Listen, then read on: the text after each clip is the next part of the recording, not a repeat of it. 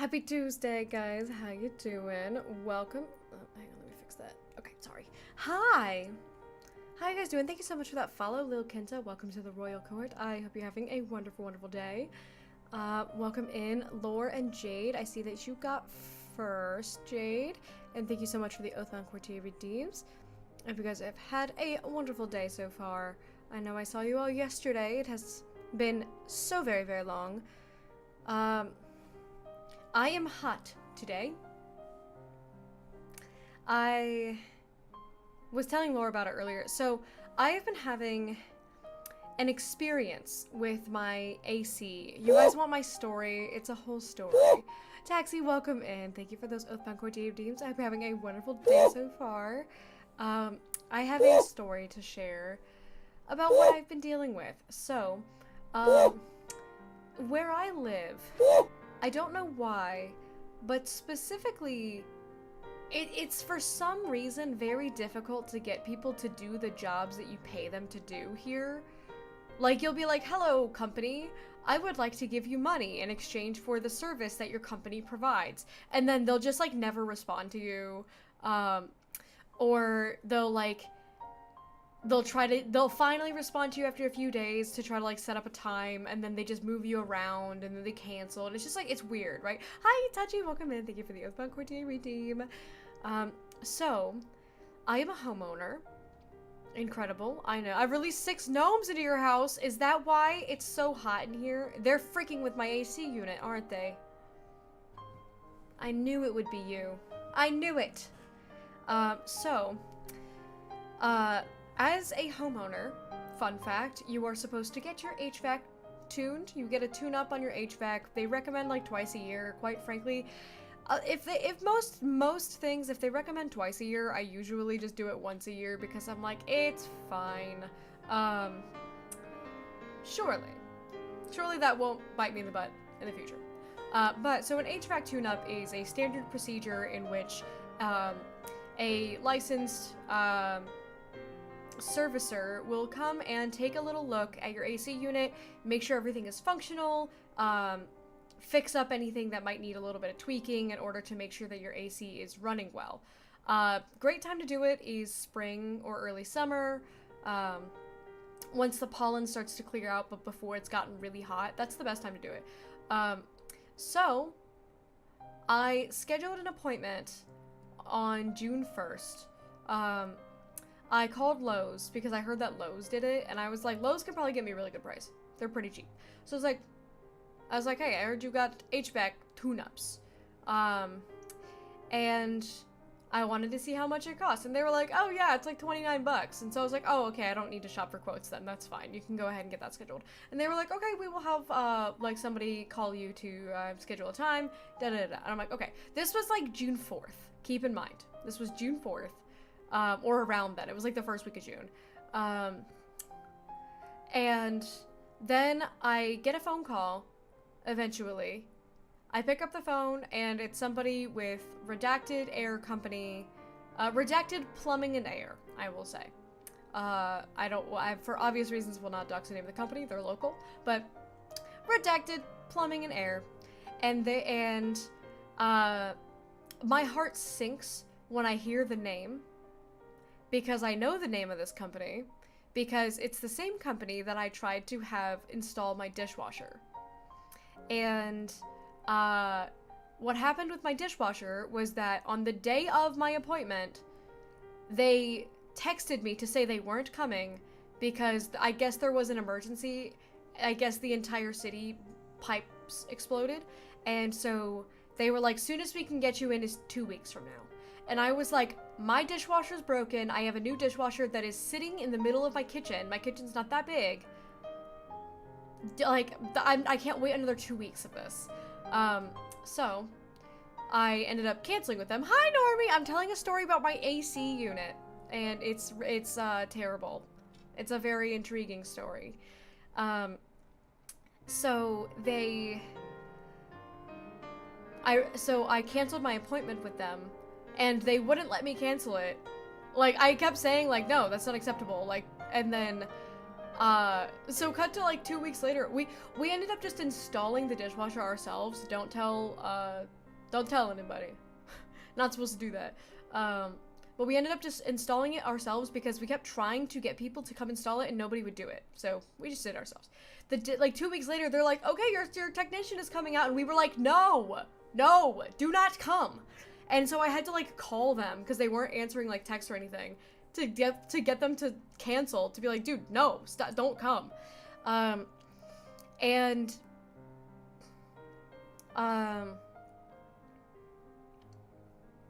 Also, you know what? I just had another realization. So this is plumbing and air, right? So we're gonna have them do the dishwasher. I have to go into the original, to the back of the start of, oh my god. So, I once wanted to get a quote. I wasn't even like seeking a quote. I was like curious as to how much something would cost, on my shower. I think I was getting like I was gonna install a new, faucet handle for the tub. And I wanted to know how much that cost. So I called them. Or I sent out, I sent like an online inquiry, right? And they responded and they were like, well, we'd have to take a look at it to see, and it's an $80 service charge to have a plumber come out, but that'll be waived if you end up booking with us. I didn't respond to that yet because I was busy. And then I got an email saying that like, oh, your appointment's confirmed, somebody's gonna come out at like this time that I didn't agree to. And I was like, what?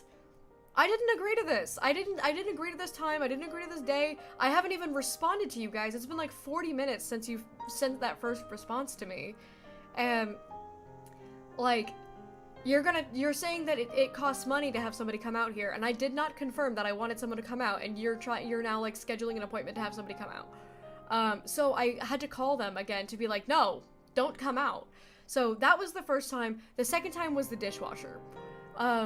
So I canceled again with the dishwasher, and I was like, okay, I am never using this company again. Oh my god, this company sucks. So I call Lowe's about the HVAC tune-up.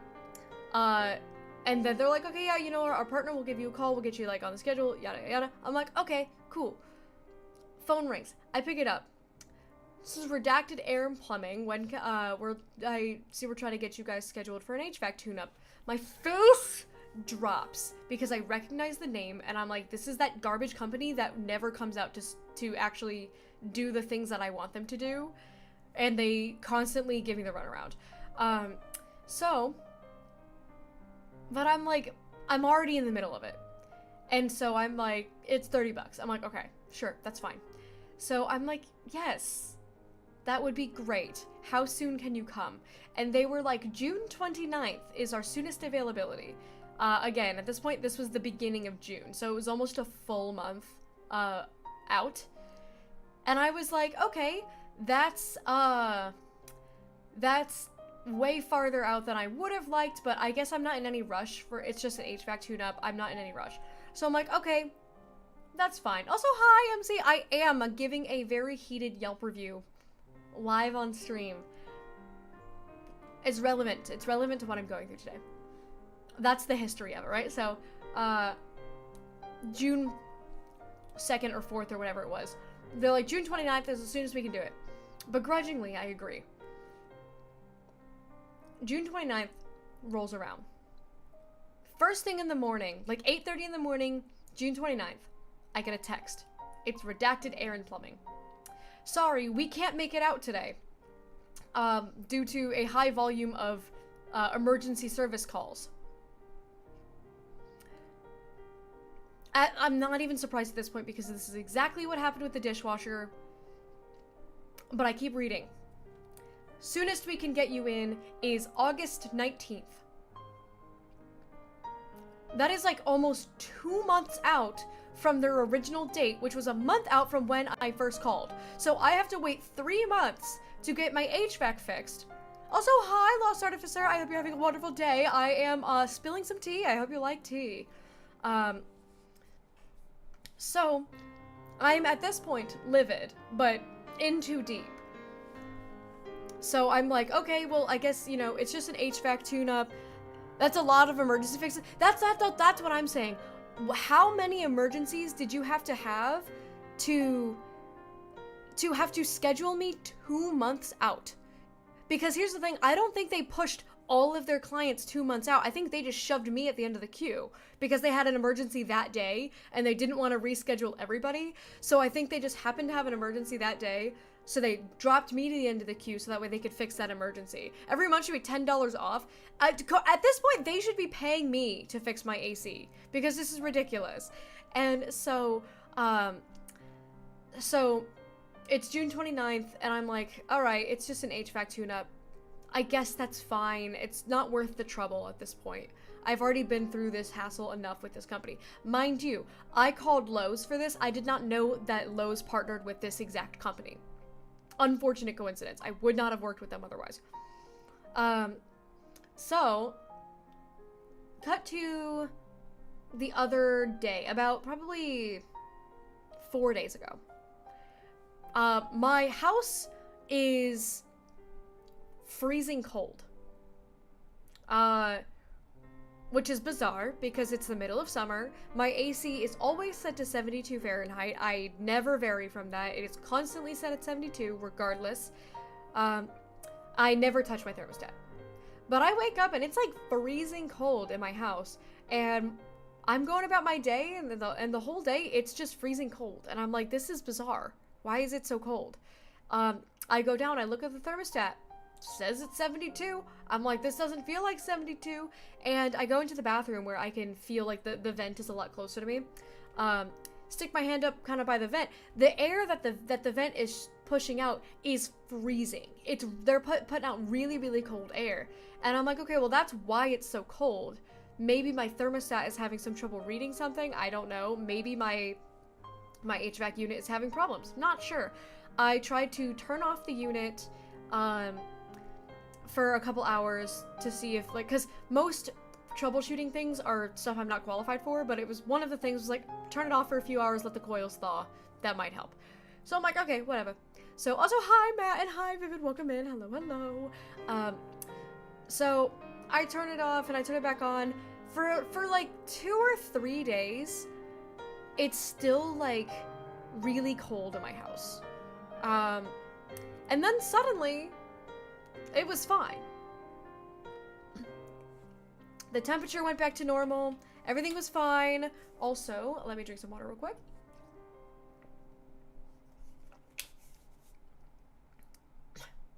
You're united. The Artificer and the Alchemist are uniting. Oh god. Oh god. Self-plug, guys. Read my webtoon Crown of the Alchemist. I wrote a whole book about alchemy. I wrote a whole book about alchemy. Oops, I did that on both. That's not gonna do anything on YouTube. Sorry, YouTube. I wrote a whole book. It's actually a whole series. I have 2 books out. I'm halfway through the 3rd book. These are the books. It's just book. I'm not smart. I'm not smart today. Thank you for the lurks to Silly. Crown of the Alchemist is my series. There's a webcomic available on Webtoon and Tapas, and it is about my VTuber's official lore. I'm not an alchemist, but my love interest is. Hey, who put this on me? Who did this? Unacceptable. Unacceptable. Remove it post-haste. Remove it at once. Get it off of me. Wait until you get the electricity bill. Dude, I'm scared of getting my electricity bill this month because something is weird.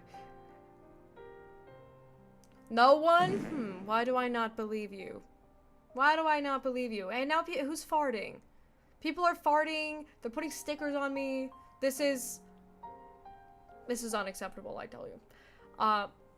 So, anywho. Let's cut to the, like, 2 days ago. AC is working just fine. It's gone back to normal. It's a normal temperature. It feels nice in here. It's all good. Cut to this morning. Now I'm having the opposite problem. The AC is putting out, like, if I go stand by the vents, the air is not very cold. It's like cool, but not cold. Like, it's not, like, hot or anything, or, like, room temperature. It's, like, like, cool air. Like, it's blowing maybe 70 to 75, somewhere around there. Where it's not hot, but it's not cold. And I go downstairs, my thermostat is reading 75, even though it's set to 72. Fan is set to auto, it's set to cool. Like, again, I haven't touched any of the settings, but it's now reading 75. And so now I have my desk fan on much higher than usual, because I've already showered today, and I don't want to get sweaty, but it's hot in here. It's okay, Queen. I've been trying to figure out if a girl's into me for a solid month. I had a big fat crush on her for 4, so it'd be kind of awesome. That would be awesome. Okay. I shouldn't be- I'm never gonna get anything done. Tell me what she's done that makes you think that she might be into you. And as a woman, I'll tell you if that's just her being nice or if she might be into you. It's not- I can't give you a guaranteed result. I can't give you a guaranteed result, because I'm not her, but as a writer and as a woman, I do know a lot about relationships. I am married to a beautiful, amazing husband, so I did things to get him into me. That sounded wrong. That sounded bad. But you know what I mean. Anything wrong looking or sounding with the outdoor unit? I haven't gone outside to look at it, but from, like, I looked at it from the window, and it's like, it's working, like, it's, you know, it's spinning and making, you know, noise and stuff. It's not like it's not on. But I don't have a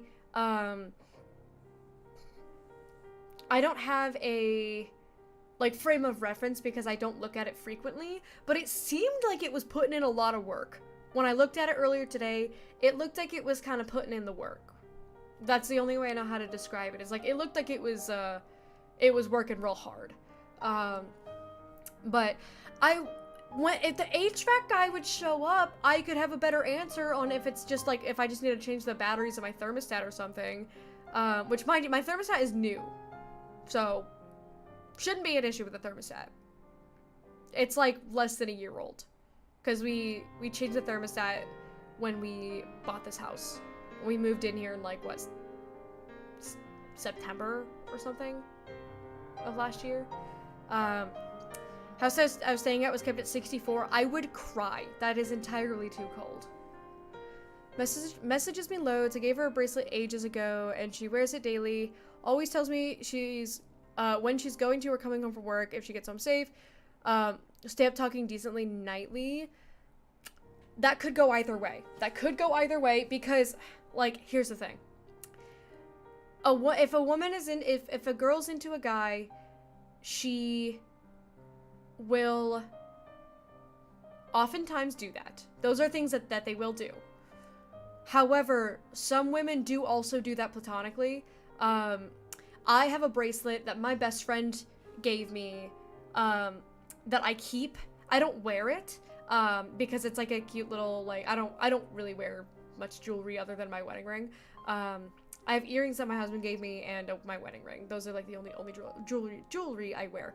But he had this bracelet that meant a lot to him that he gave to me, because the time of his life in which he needed it was over, and so he was like, I want you to have this as, like, you know, to like pass that good luck, to pass that on. So I keep it at my desk. I literally have it, like, here, bracelet ASMR. Can you... I need to hit it against something. Can you hear that? That's me hitting it against the pop filter. So I have it. It's in my hands right now. I keep it at my desk. I hang it on my microphone. So that way I see it every day and I think of him. So, like, but also, he and I, completely platonic. I've known him since kindergarten. We are kindergarten friends. So there's stuff like that. I have guy friends that I message all the time. But, like, staying up talking decently, late most nights, that's the one that's got me thinking. Is that staying up talking at night. I usually only do that with my girlfriends. I did do that with guy friends when I was single, when I was younger. However, it wasn't explicitly romantic or platonic. It was just that kind of like, I don't know how old you guys are, but when I was like I would do this when I was like college aged. I would like, I had like guy, because I only have brothers, I don't have sisters, so I'm not to, at risk of coming off like a pick-me, I gel better with men usually because I like grew up with boys. Like, you know, that was just kind of like my childhood best friend was a boy. Like, it just was always like, you know, it felt more natural to me. I lived after I graduated college and I moved to California for a couple years, I lived with a bunch of guys. I had 3 male roommates, and you know, they were all like my homies. So when I was single and younger, I did do that a lot, but it was the context of like, oh, you're someone I care about, and like, I don't want to sleep right now. Thank you so much for the follow, Jake Jelly Jammer 9. I hope you're having a wonderful day. Welcome to the Royal Court. We're having a little gossip sesh. We're trying to figure out if Artificer, also if you have a different name you want me to call you, please let me know. If this girl may have feelings, or if it's maybe just a friend thing. And I'm saying it could go either way as a woman. Because I had guys that I would stay up talking to late at night. And it was really just because, like, it wasn't that my feelings on them were very ambiguous. It was like, you're a really good friend of mine, maybe I feel more, I don't really know, maybe I do, maybe I don't. And I never dated any of them, so that's an important context, is that I never ended up dating any of those guys. Most of them ended up confessing feelings for me, and that was when I realized I didn't feel the same way. That happened to me several times. So that it could go either way, but I see the vision. I see where you're coming from. Can't tell if we're just cool. We've been friends for like 3 years. Okay. That's definitely good. So it's the classic friend zone conundrum, right? With like, have you been friends too long? I'm always a believer in being friends first. Do as I say, not as I do. My husband and I were friends for, I can give you the exact timeline. We met on February 28th. He found me on Twitch February 28th. He DM'd me March 2nd. And we started dating March 8th. So we had pretty much known each other for like a week before we started dating. Cause he and I really hit it up. But the other thing was that, like, he's older, and so we were both emotionally at the part of our lives where we were like, hey, we're interested in pursuing romantic relations with the intention of marriage and like children later on down the road. We made our intentions very clear from the start. It was like, even if not with you, my end goal for dating is marriage and kids. And he felt the same way, and so we kind of skipped the whole, like, ooh, will they, won't they? Like, we skipped all of that because it was just like, well, we both want the same thing, and I stay up all night talking to you because I'm obsessed with you. And that was pretty much that. Family trained me on the AC being 79. It was annoying as a kid, but saved me so much money. That's so real. See, what my parents do is they have it set, so that way it would be 73, 72 to 74, but it would usually be about 73 during like the evenings, and then during the day they would bump it up to 80. And because during the day we would all be at like work and school and things like that, so nobody would be home. And then it would get cooler as we like got home, but during the day it would be higher. I'm a believer in just keeping it at 72. Can you flirt? Try flirting back. That's how I found out with my wife. That's also, okay, MC makes a good point. A little bit, you gotta play it really cool. Little bit of harmless flirting. see how she responds. But again, I'm trying to put myself in the position of younger, because I'm going to assume you guys are on the younger side, like early 20s maybe. When I was that age, there was a chance that I would flirt back. Not with the intention of leading them on, but again, it was more of the I don't know how I feel, so I'm just gonna kind of go along with it. I mentioned this before as well. This is some Gihon and Blue lore that I think a lot of you might know, but newer folks might not know. When Gihon and I first met, I had zero intention of dating him. Absolutely none. Because we're both Christian, and I didn't think he was Christian when we first met because I saw his streams. He was very thirst trappy and fan servicey on his streams, and I was like, that's not what a good Christian that's not what a little Christian boy does. And I know a little Christian boy because my ex was not religious, and it made my life just a living hell because he had like no respect for my religion. And so I told myself that I was only ever going to date within my religion, for my own well-being. And so when I met Gihon, I was like, there's no way this guy's Christian, but he's hot, I'm single, I'm just gonna flirt with him. So I was flirting with Gihon. I had zero intention of dating him, but I was flirting with him because I just kind of wanted to have some fun. Because I was like, why not? At this point, I was 23.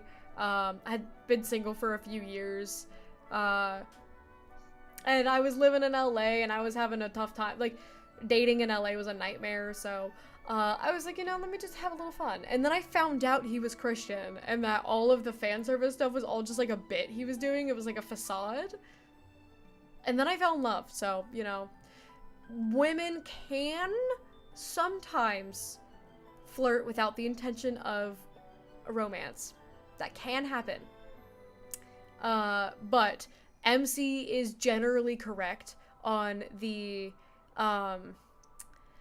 like, a little harmless flirting that can reveal more to you. I thought my female friend was flirting with me when she gave me a bracelet she made, only to see her give one to everyone else in the friend group, realize I was reading into things too much. Oh no, Jam! Oh no. Wow, I must be so special. Hey, where'd you get that bracelet? Oh.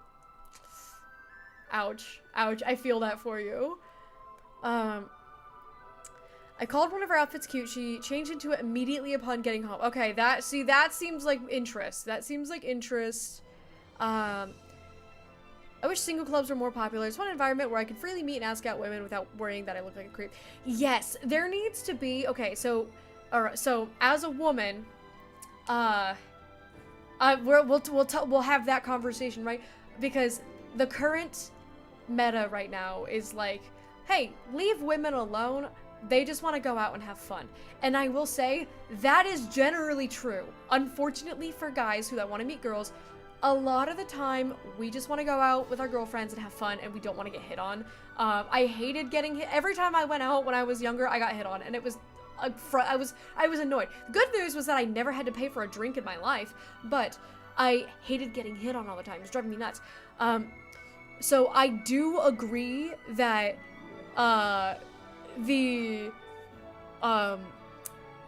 there needs to be a space or a clear communication of whether or not a woman wants to be approached. Because I don't think that guys should never approach women or never be allowed to approach women. There just needs to be a clear communication on whether or not the women want that. I know some parties and clubs and stuff will do something where they have like color-coded bracelets or color-coded cups, where like, oh, pink means that I'm, single, ready to mingle. Blue means that I'm taken. Green means that like, I'm single but not looking for a relationship. It's like stuff like that. Like, and then everyone just wears a different bracelet. I think stuff like that, fantastic idea. We need to normalize doing stuff like that. Because yeah, it sucks when guys feel like they can't approach women, because it is better, in my opinion, to meet in person than to meet on a dating app. But it's increasingly difficult for guys to do it because they don't want to come off like creeps, which is a good thing. It's a good thing that you guys don't want to come off as creeps. It's a good thing that you hesitate, because it is for the safety of women. that we have that, but there needs to be a balance. There needs to be a balance, and there just isn't one right now. As a DJ, hell yeah, you're a DJ? My brother's a DJ. Do you know that? Only goes well if you flirt early before the drinking gets heavy, and then it appears you're just trying to pick up drunk girls. That's also very true. If you genuinely want to, here's my recommendation is that if you actually want to find like a deeper connection with somebody, like, hey, I'm really trying to find a nice girl, don't go to a club. They're not at the clubs. The girls that like that'll give you that like more fulfilling relationship, they are probably doing something really nerdy at home, or like join a book club. You know, it's like for me, again, it's like the religious perspective is like, go to like a Bible study, like join a Bible study, go to your local church, like go to your church, because that's where you're going. If you're religious, that's where you find like-minded religious people is like, find a Bible study, you know, meet some people around your age. But yeah, clubs, oftentimes you end up with like hooking up at best. And that's why it's so creepy, is because the air of approaching a girl at a club, it's like MC said, it's like it gives off like, oh, just trying to like take advantage of like drunk girls. It's like, but like do something, like go to like a dance class, pottery class, like find some sort of like weird niche hobby. Go to like a Warhammer. There's a Warhammer store here that has like a play table in the store. And Gihan and I went in there once because we wanted to see what the whole deal was with that store, and they were straight up like running like a Warhammer game, and it was co-ed, like there were girls, there were guys, and they were all just hanging out. So like there's places like that. I know there's a lot of game stores will have like D&D one-shots that you can just like join in. It's like, oh, every Thursday, you know, I DM at this place, and then you can just go walk in and join. Stuff like that. Find like nerdier things, like more niche things than something that involves alcohol, and you'll probably have better luck meeting women that way. Because women, we also dream of the meet cute. We dream of the meet cute at like a fun hobby of mine, you know? Like back before Gihan and I met, I had the dream of like the cafe meet cute. Like there's some cute guy at the cafe who, like, I don't know, we bond over like my order or something, strike up a little conversation, you know, just like something like that. Like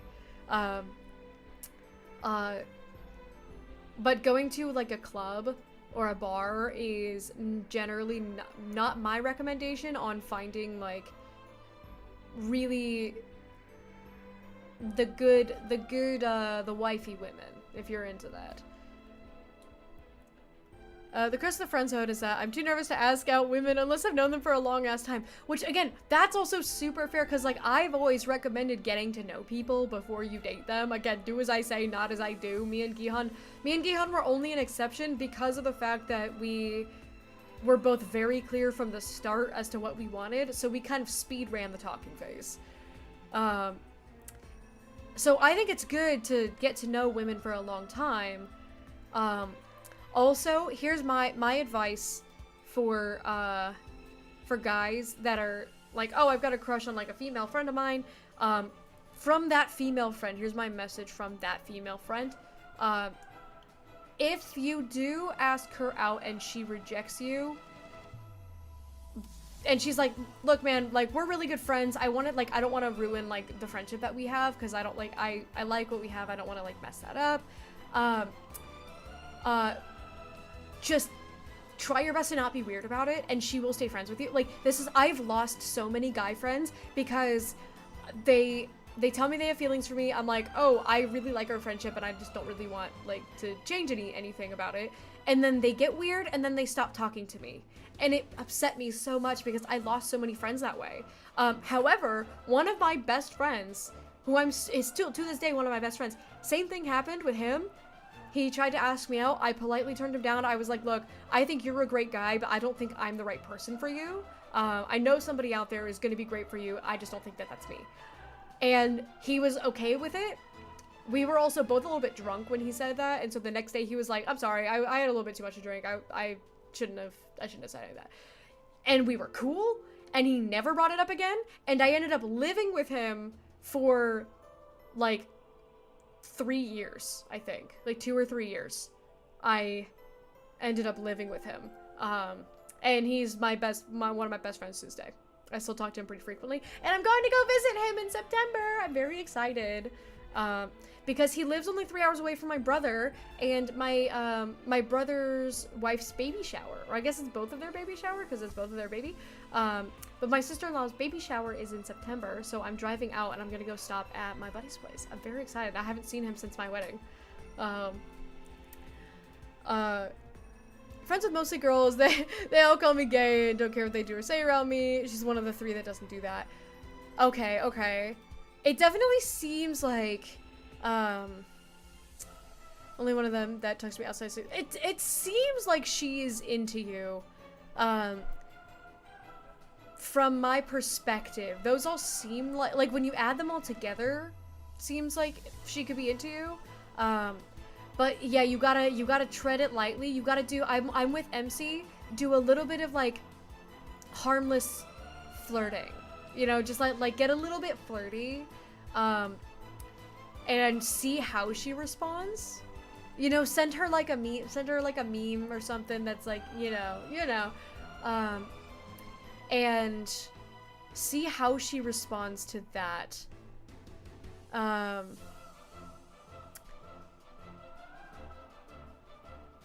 And then pivot and go from there. Zero intention of dating, then the talking starts. I would have dated Blue way back when. Probably not married, but what do you mean probably not married? I'm so wifey material. That's crazy. That's crazy. I was a catch way back when. Now I'm an old broad. But back in my early 20s, I mean, it was the whole, hi Tessa! We're talking about relationships. It's really fun. We love our fellow Christians who commit to the bit. Dude, I was so, okay. You guys aren't going to believe this if you weren't there when Gihan did this, but if you guys know Gihan, like if you guys have ever talked to him, this is going to surprise you.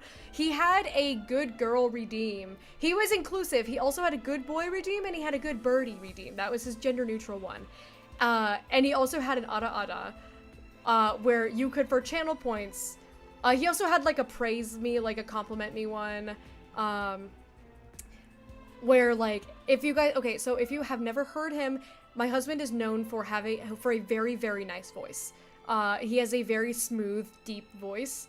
I know I sound biased, but that was the thing that attracted me to him when we first met, was like the deep, like sultry voice that he has. And so when we first met, like, he was like calling his chat like good girls and stuff, and I was like, this guy's a freak. I was like, there's no way in hell that that's a Christian man. And so I was like, yeah, but it's kind of, you know, he's kind of hot. So it was working on me. Not that I thought the good girl stuff was weird. I thought it was weird that he was doing all that stuff on stream. And when we started dating, I made him stop all of that because it was weird. But like, I straight up was like, yeah, there's no way that guy's Christian. I'm not gonna date him. I'm just gonna flirt with him. Because I have the toxic trait of, the more women that wanted a guy, the more I would try to get with that guy, just to like kind of be, I guess, a pick-me, if that's what you want to call it. I'm not proud of this. This is not something I'm proud of. I'm admitting this in vulnerability to my chat that I love and respect. I'm also behind on chat, Tessa, so I gotta catch up. I hope you won Mario Party. Chat, please follow Tessa. I'm so far behind on everything.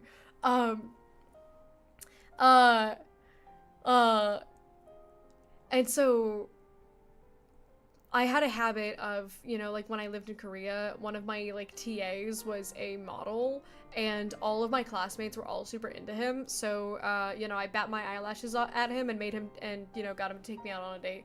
Did not like him. He ended up like trying to go for a second date with me, and I was like, nah, dude, I was not about it. We didn't gel. He was good looking, but like our personalities didn't gel.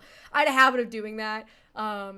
So like, with Gihan, he had like 20 women in his chat that were like desperate for him. And so I did the same thing, bat my eyelashes, got him into me, and then made him start dating me. And I'm not proud of it, but all of those women ended up like blocking him once they found out that he was dating me. So here we are. Calling it meta is insane. It's not Pokemon show, but that's why they call it sorry, there's a gnat flew right in front of my face. It's all a game, you know, the dating game, you know, and every game's got a meta. I was such a casual date, test the waters and such, was openly Catholic. Dude, I went on a date with a Catholic guy once, and I still think about that guy every now and then, because he was a really nice guy, really fantastic guy, very gentlemanly. He cooked dinner for me. It was like, we had a really great time. And then he made like one comment, that was a religious comment that was a difference in, religious ideologies. And I was like, whoa, that was kind of crazy. And then we ended up never getting together again, because I was like, yeah, do not play that song. Do not play. Go back to this. Go back here. Okay. No, to the beginning of the video, not the middle of it. God. Okay, sorry. Anywho. Go to a board game store. Yeah. Board game stores, they have a lot of like board game nights and stuff that you can do. If you're looking for like a good place to meet people, those are really fun. I always have fun there. As a religious person, I'm always worried at trying to find women at a Bible study who leave me with people whose politics I don't agree with. Maybe I'm prejudging people too harshly. A lot of the time, I know, so I'm not going to comment on politics. I don't want to get like into politics on stream. But a lot of Christians, or a lot of religious people do tend to agree politically. Also, you gotta find someone who doesn't care. That's the thing, is you gotta find someone who doesn't care about the opposing person's beliefs. Gihan and I, we do talk politics with each other a lot, and we do agree on most things. Especially the more time goes on, the more we have started to agree with each other. But we both have a, like, I actually don't know who he voted for in the last election. And we're married. Just because it's like, it's not anybody else's business. Who you vote for is nobody's business. So, I know how he thinks about things, but I don't actually know who he voted for because I didn't ask, because it's not my business. That's between him and his ballot. And you just have to find somebody who sees it like that. Sprider, welcome in. Hello. My wife and I had our first date at a coffee shop. That's so cute. I love a coffee shop. I think technically, Gihan and I, we used to do like VTuber dates. This is so cheesy. We used to do VTuber dates where we would stream our models to each other because we were long distance. But when he visited me for the first time, our first date was Cracker Barrel. Wait, I picked him up from the airport and took him to Cracker Barrel. And then we went back to my hotel room that I was staying at the time. And because this was before I had an apartment here. I was living in a hotel for the first while that I was here. And we watched movies on the couch. But then that weekend we took a camping trip. It was kind of like a glamping trip because it was to a site that had these like trailers that were all themed. We stayed in like a 70s like Motown themed little trailer. It was really cute. It was fun.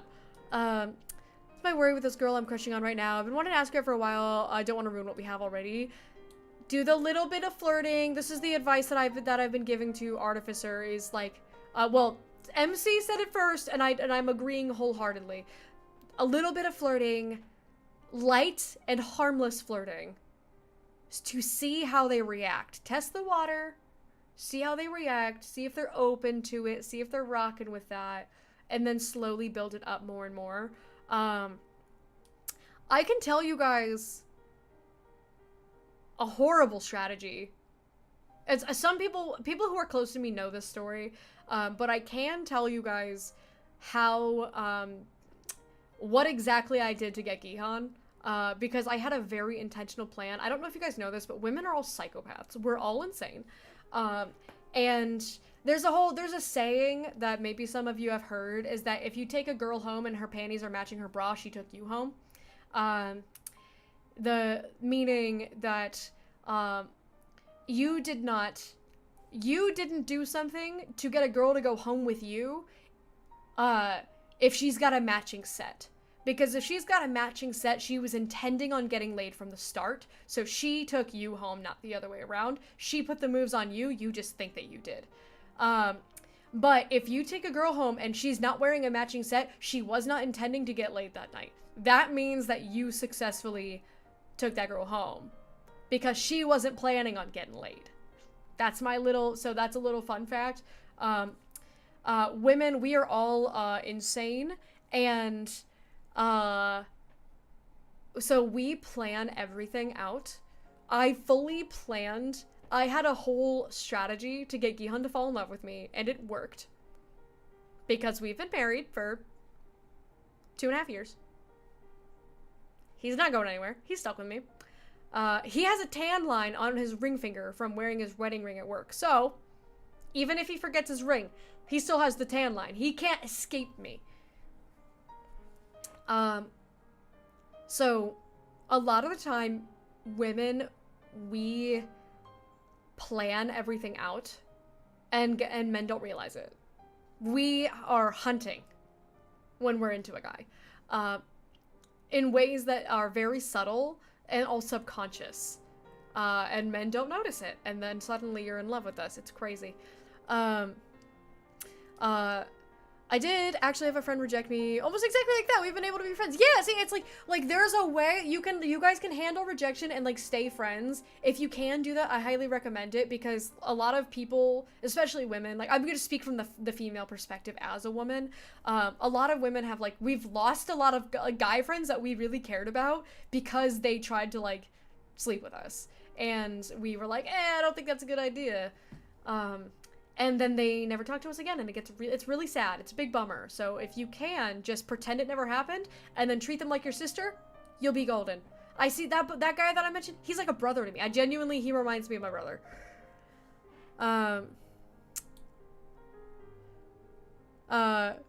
Counterpoint, I'm autistic and don't understand flirting. I love counterpoint. I'm autistic is a pretty valid counterpoint. Also, Tessa is here now. I see you. Real winners have fun. Hell yeah.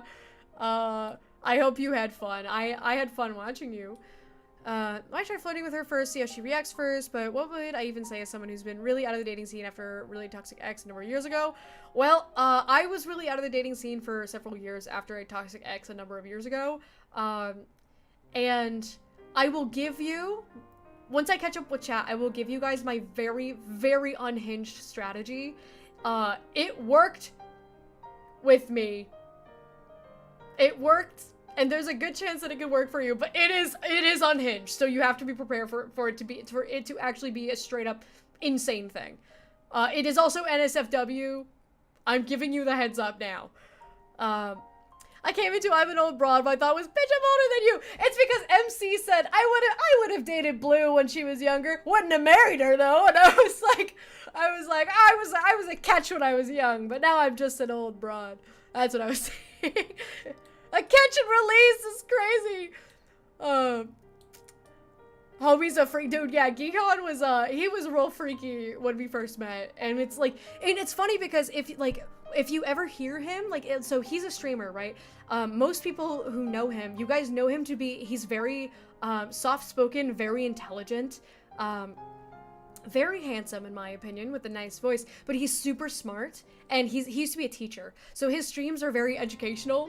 And it's like, you see him and you think of like, oh, this is Gihan the teacher, Gihan the mentor. You gotta remember, when I first met that guy, he had his VTuber had his titties out and he was calling his chat good girls. And I fixed him, okay? I fixed him. You're welcome. You're all welcome. Didn't win the game, but I won in life. Hell yeah, you did, because you got 2 beautiful babies, you got a nice husband who loves you, and you had a bunch of cupcakes, and your birthday was last Saturday. It blew it, Caster! Hi, Caster! The Afterflight Cracker Barrel. I have brought many people to the Afterflight Cracker Barrel. It is kind of a canon event that if you come visit me and I pick you up from the airport, I will very likely ask you if you want to go to Cracker Barrel. It just always happens. I don't know why. Hey, Cracker Barrel's okay. I love Cracker. Okay, here's the thing about Cracker Barrel. I love Cracker Barrel because I'm from Florida originally. My southern accent is coming out. This is getting bad. It comes out when I get excited. I start thinking about Cracker Barrel. I love southern food. I grew up in Central Florida. And so my grandma used to take me to Cracker Barrel all the time when I was a little youngin'. So it is a southern charm for me, is going to Cracker Barrel with my grandma. And I still go to Cracker Barrel with my grandma when I'm visiting her because she is still alive and she still eats Cracker Barrel. So here's the thing about Cracker Barrel. It is only good in the South. It's Duramax! What's up, Duramax? How you doing? I haven't seen you in forever. How have you been? Thank you for the 41-month resub. Poop emoji. How you doing? I'm talking about, we're having a great conversation about, love and romance in Cracker Barrel. So you can tell if Cracker Barrel, you can tell if a state is the South or not based on whether or not the Cracker Barrel is good. Because I've been to Cracker Barrel in the state that I live in now, which is the South, and our Cracker Barrels here are fantastic. Cracker Barrels in Florida, really good. Cracker Barrels in Georgia, really good. I went to a Cracker Barrel in Virginia, and it was dog water. It was not good. They didn't make it right. It wasn't salty enough. There wasn't enough butter. I was like, what is this? It was the most mid Cracker Barrel. The chicken and dumplings, they were runny. I was like, y'all don't know how to make Southern food. And so, Virginia, not the South. Virginia wants to be the South. It's not. It's not. Their Cracker Barrels are not good enough to be the South. But I love me some Cracker Barrel. I love me some chicken and dumplings. Hi, V-Love. How you doing? Welcome in. Hello, hello. I've never heard this saying before. I've been sheltered most of my life. It's definitely, it's something that I used to hear a lot back when I was in, like, college. Been to Cracker Barrel one time. I don't know if Cracker Barrels in your state would be good. They might be decent, but I don't think they'd be as good as, like, your real South. You gotta get your, like, Paula Deen butter. That's what you gotta get that vibe. Central Florida hype. It's almost my whole life. I lived there. I moved there in 2003, I think. Moved there 2003. Lived there until 2016. And my family still lives there, so I still visit all the time. I'd fly to visit, but my option is fly for double to triple my driving time. Yeah, it would be easier for you to just drive to me. You're like a 6-hour drive from me. You're fine. I've driven to see you. I tore my boob. Can you stop breaking yourself, Duramax? Every time I see you, you've broken another part of your body. Northern Cracker Barrel's sad these days. It's not good. Virginia's the South. It was CSA. Nope. Virginia wants to be the South. But that Cracker Barrel was not a Southern Cracker Barrel. Also, to be fair, when I went to Virginia, I didn't get any Southern vibe there. As someone who, like, grew up in the South, it did not seem Southern at all. There was no Southern culture there. This was in Lynchburg, so I don't know. Do with that information what you will, but my brother went to school in Lynchburg. Did you call it dumplings Southern food? Yeah, Southern dumplings. It's a different,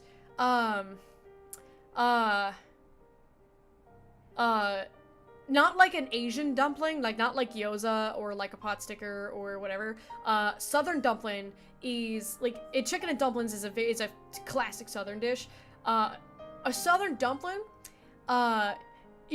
Important distinction. No G dumplings, chicken dumplings. They're like a thick. It's like a really thick noodle. Like it's like a blob of thick pasta dough. That's the best way I can think of to describe it. And they come in just this like gravy, like this thick, it's like a really thick chicken broth type of thing where it's like a chicken stock that's really thick. like more like a gravy, with chicken in it. So like pieces of like stewed chicken. It's yeah, like a dough ball. It's like a lump of dough. They're so good. They're fantastic. If you ever have a chance to have chicken and dumplings, they're amazing. I guess Nebraska's part of the South. Nebraska's Midwest, isn't it? I don't know. I don't know if Cracker Barrel's gonna be as good as the South. I don't know about it. I've never been to Nebraska, so I can't say. It was on my Florida. Okay, you know what? Then yeah. Then you probably. Who turned me into a Gundam? Who did this to me? Beep boop. Beep boop, I'm a Gundam. I've been promoted to a Gundam. Hi, Brando! Hey, I'm a little bit behind on chat, but I see you down there. Back to AC topics. Sounds to me like your contractor might be going bad. It may be stuck on when it was getting too cold. Now it might be kind of working, not making full contact. Yeah, I'm gonna have the guys look at it, but I need them to actually show up. But they pushed my appointment out by 2 months. So I have to wait until August 19th. So 1 more month and some change. My work makes meat for Cracker Barrel. Do they make meatloaf? Did they make meatloaf for Cracker Barrel? I think I've had their meatloaf. But I'm a chicken and dumplings girly my whole life. My whole life I've been getting chicken and dumplings there. Unless it's morning time. If it's before, like, 11 a.m., I will get a hash brown skillet. But if it is after 11 a.m., chicken and dumplings. Corn, green beans, fried apples. My mom makes really good fried apples. Might be location dependent. Went to my grandma's Cracker Barrel near Charlottesville, Virginia. Still hit good.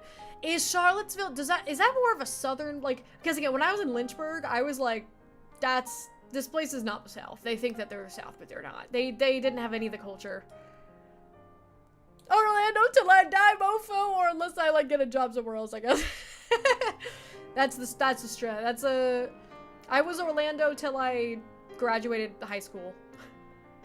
And then I went to college in Georgia, and then I never looked back. What does Orlando have other than Universal and Legoland? They have the 3 Universal parks, the 4 Disney parks. They've got several water parks from both of them. There's also SeaWorld and Aquatica. They have a good WonderWorks there. Well, the WonderWorks there kind of sucks now. I was actually talking about it yesterday. The Orlando Science Center. Really fun place. I used to go there for summer camp all the time as a kid. The Orlando Science Center is huge.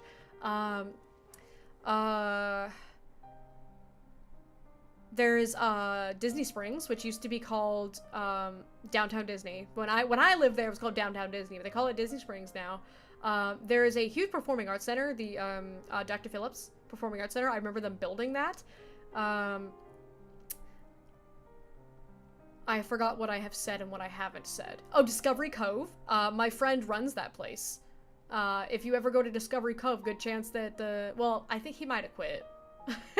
But for several years, he was running that place.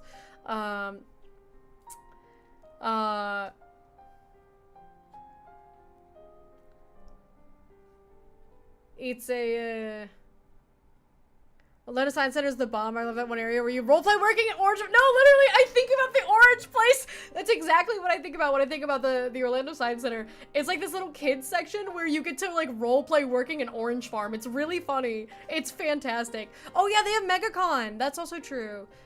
They're one of the big 3 in Florida. MegaCon, SuperCon, and MetroCon. They also have Holiday Matsuri. Holiday Matsuri is a huge convention. When I lived there, Holiday Matsuri was like 3 hallways. I remember when it was tiny. I went there back in the early 2010s, and it was tiny. I ran into J. Michael Tatum in the hallway, and we chatted for a bit, took a picture. It was great. Virginia was the last state to secede, so, you know, because they're the last state to secede because they hesitated because they're not real Southerners. Also, don't bring up the most embarrassing part of the Southern history. We don't talk about that. We don't talk about we don't talk about that. Flour ball in soup. Pretty much. A dough ball and gravy. Now I'm hungry. I'm trying to not be. I'm pretending that I'm not. I just had a cheesy bean and rice burrito before I streamed. Hello, I'm Rando. I'm getting caught up. I'm getting caught up. The Asian dumpling was not even like a thought in my life until college because the guy was pierogi. And there's the Polish man. I do love a pierogi. Here's the thing. Pretty much every culture ever has some form of dumpling. It's just that the southern dumpling isn't filled with anything. Everyone else's are filled with things. You are the clanker now! No! I don't want to be a clanker. I don't want to be a clanker, guys. Freaking advertisements. Oh no, everybody got sent to ad jail, and this was a while ago, so I don't even know, I don't even know who anymore. What you missed. Last time I went to Cracker Barrel, the fried apples were the saddest fried apples ever. How dare they? How dare they make the fried apples bad? I love the fried apples. They're so good. Sweet corn better than field corn? I love sweet corn. I also love creamed corn. Is that weird? I will just eat like a bowl of creamed corn. Is that weird? And I see a hydrate, Tessa. Thank you very much. I shall. That was needed. I run in my mouth a lot today. Charlottesville is probably an hour north of Lynchburg. It's probably less south, mostly farming. Well, if it's mostly farming, though, farming's a very southern thing. That was the thing. It's like Lynchburg, it's just like, I didn't get any southern culture. But if you were in like a more farmy area, we have a lot of farms here. Most of my state is just farms. Half a day drive from Dragon. I've heard about I always hear things about Dragon Con. My junior prom was held there at the Science Center. That's so sick. My prom was okay. Hang on. Okay. The sentence I was going to say was, you were at the your junior prom was at the Orlando Science Center. That's so cool. My prom was at Disney. Didn't mean that as a flex. I genuinely would have. I think it's way cooler to be at the Science Center. Yeah, we were at this like Disney Dolphin Hotel or something, I want to say it was called. I don't know. It was a long time ago. Thus is life. It was expensive. Yeah, also Hall Mat. Yeah, see? Okay, see, Jim gets me. Jim gets me. My wife is from Orlando. That's crazy. Maybe I know her. I know a lot of people. A surprising amount of people either live in or have lived in Orlando. Because again, this is Orlando's like my hometown. Like I moved there when I was like 4 or 5. So I was born in Connecticut. I was born in rural Connecticut. That's where I was born. The rural Connecticut part of me is still in there. I'm still a sucker for some rural culture. That's why I live in a very rural place. But yeah, I consider Orlando to kind of be like my hometown because I grew up there. Got an AI ad for stock investments. That's gross. Whatever, man. Wouldn't wait for August if it's a bad contractor. Since a bad contractor can damage other stuff, I'd call some non-Lowe's contractor. Put a link in Discord for you to read. Okay. I'll check it out after stream. Is Hallmat good if you're a VTuber? Okay, so yeah, so like, Hallmat for me was like, did MC just wait? Wait, MC, are you quoting me? I'm behind on my time, so I don't know when you said this. Are you quoting me, or did you also say that Hallmat was 3 hallways? Because I went and like, I think 2012 was when I went, and it was like 3 hallways. Now it's like huge, and I have friends that travel from like around the country to go to it. And I find that crazy. Significantly larger than 3 hallways now. It's close to the rivaling MegaCon at this rate. Yeah, like I've heard that it's huge now, which I find crazy because I'm used to that con being like a little tiny baby con. Which also, funnily enough, my husband is from the Bay Area, California, where I always get them mixed up. I think it's Fanime. I think Fanime is the one that's in San Jose. I get Fanime and Anime Expo mixed up. One of those, the one that's in San Jose, that's his Hallmat. He used to go to that con when it was like tiny. And like when he was younger, he would go to that con with his friends, and they like it was this little tiny con, and now it's so massive. People are coming in from like out of the country to go to it. Eating a bowl of cream corn is normal. Yes, cream corn is like eating a bowl of snotty corn. No, it's not! It's like eating a bowl of corn gravy. It's so good. Redacted is just farms and angry wild pigs. Yeah, pretty much. Pretty much. And the beautiful little part where I live, where everything is super nice and beautiful all the time. I do love a casserole. St. Louis is the weirdest case. The best argument I've heard is that Missouri is the South, but St. Louis is the Midwest. Hang on. I think I just heard the hose. Which means that Gihon's watering the plants, which means Gihon's home. Don't ask me how I can hear the hose from my office on the second floor on the other side of the house. It squeaks when he turns it on. I guess we'll find out. I don't know. I don't hear anything anymore. She went to Winter Park. I used to have to play sports there, and my my brother was varsity basketball. And so I would go to his games, and so we played Winter Park all the time. Winter Park was really nice. I always really liked that part of town. I'm from the Lake Nona area. I feel like that's not a dox because I don't live there anymore, so who cares? Also in 2010, dude, we were so close to each other. I think 2012 is when I went. There's a giant wing on the floor now dedicated to just VTuber meet and greets. That's crazy. Oh, don't call him old. Fanime is insane. Okay, it is Fanime. Okay, JT gets me. JT's my guy in the chair. Missouri is Midwest from Kansas. Yeah, I consider Missouri to be the Midwest. Winter Park is really nice. I don't know how it all is now, but so when I moved to Lake Nona, it was like, again, this was like early 2000s when there was nothing there. I remember them building the CVS on Narcoossee. This is ball elite knowledge. It was pretty much just a Publix, a YMCA, and like a neighborhood. I remember them building pretty much every part of that entire city, that entire like Lake Nona area. I am in a chair. How did Blue know? I can predict it. I know the only person not in a chair right now is Tessa. Tessa's not in a chair at the moment.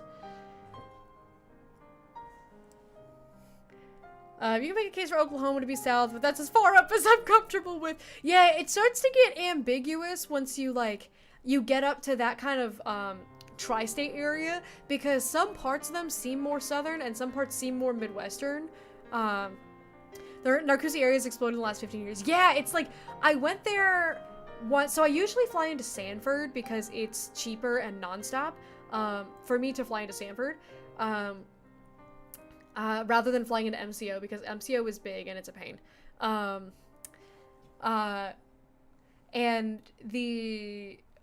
But there was one time that I flew into MCO, and we wanted to go get... So here's... I'm gonna give you guys more elite ball knowledge, okay? Because, Jam knows what I'm talking about with Narcoossee area, and MC says that, like, knows where I golf when we visit Orlando. My dad is, very into golf. He still golfs, but now they're in Daytona, so he does more stuff there, but, yeah, we lived, like, right across the lake from, like, there was, like, a neighborhood where all of the rich golfers lived, like, where, like, it's like, oh, Tiger Woods, like, third house is over here. It was, like, stuff like that. We lived across the lake from them. There was, like, a pond, and we were on the other side. So, like, if I went past the fence in my backyard and looked across the lake, I would see, like, a bunch of, like, rich houses. That's where all the golfers lived. I was, like, right there. So, elite ball knowledge. If you know the Narcoossee area, there's a Seuss High, on Narcoossee. It's right by the Panera. If you guys know where we're talking. The Panera Bread on Narcoossee. There's a Seuss High. I don't know. I feel like a lot of the stuff has probably changed. There's like some banks over there. It's right. It's not too far from the Publix that's over in that area. If you guys know where I'm talking about, that area. I used to work at that building. It wasn't a Seuss High when I worked there. It was a sushi restaurant called Maki's. And I'm willing to bet not a single one of you knows about Maki's. This is elite ball knowledge. It was a little family-owned Brazilian sushi place. That was my first job when I was in high school, was at Maki's. They went out of business, and that got bought and replaced with the Seuss High. And so if I ever am in Orlando, I always try to stop at Susai because, for one thing, it's nostalgic. That's like, this is where my first job was, but also Susai's really good. I like it. So, and if you don't know what I'm talking about, the Susai is like Chipotle for Japanese food. Fantastic. It's like a build your own like poke bowl type of thing. Sanford over MCO, my girl Blue knows the strat. Dude. Yeah. MCO is such a pain. And I love flying into a small airport. Also, Sanford's a little bit closer to my family. And also, Sanford is where they have Hollaback's, which is a fantastic German restaurant. If you've never been, highly recommend it. Hollaback's is very authentic German food. I always go there when I'm in Florida. I always stop at Hollaback's because I want to get me a schnitzel and a wheat beer. A nice, good German wheat beer. So Susai near UCF. I have heard about the one near UCF. I think that one was first, unless it's a different one, because I remember there being a Susai near UCF, and then they opened another one in Lake Nona. Also, I want to see what you guys say. Oklahoma's more south than Kansas. Kansas is a good mix of South and Midwest. I kind of like it when there's a mix between it because you kind of get the best of both worlds. Because Midwesterners and Southerners are both pretty friendly, so you get pretty nice people in places like that. I kind of put Texas and Oklahoma in their own separate sub-region of the country. Even why is Texas? You don't consider Texas to be the South? Texas is like the king of the South. Or is it just Texas is just Texas? Yeah, Texas is its own thing. Yes, the many regions of the U.S. The Pacific Northwest, New England, the South, the Midwest, the Southwest, and Texas. If Texas was its own state again, no one would be upset. I think everybody would be happy. I think Texas would be happy if they were their own state.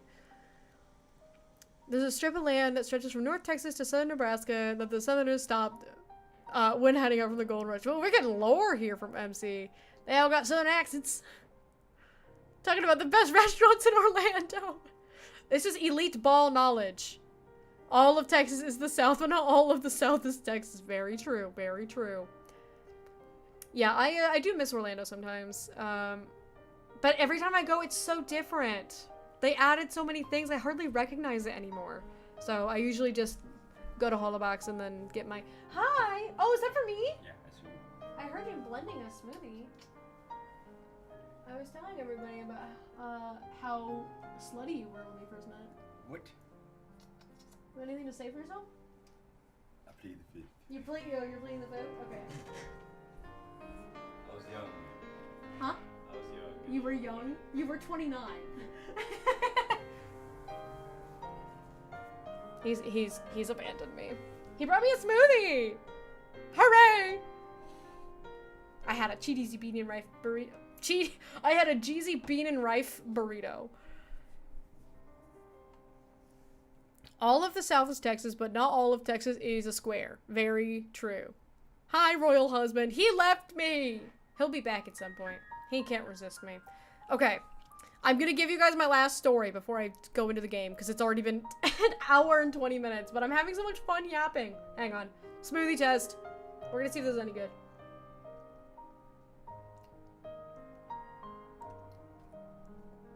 It's got frozen bananas in it. I can taste the frozen banana.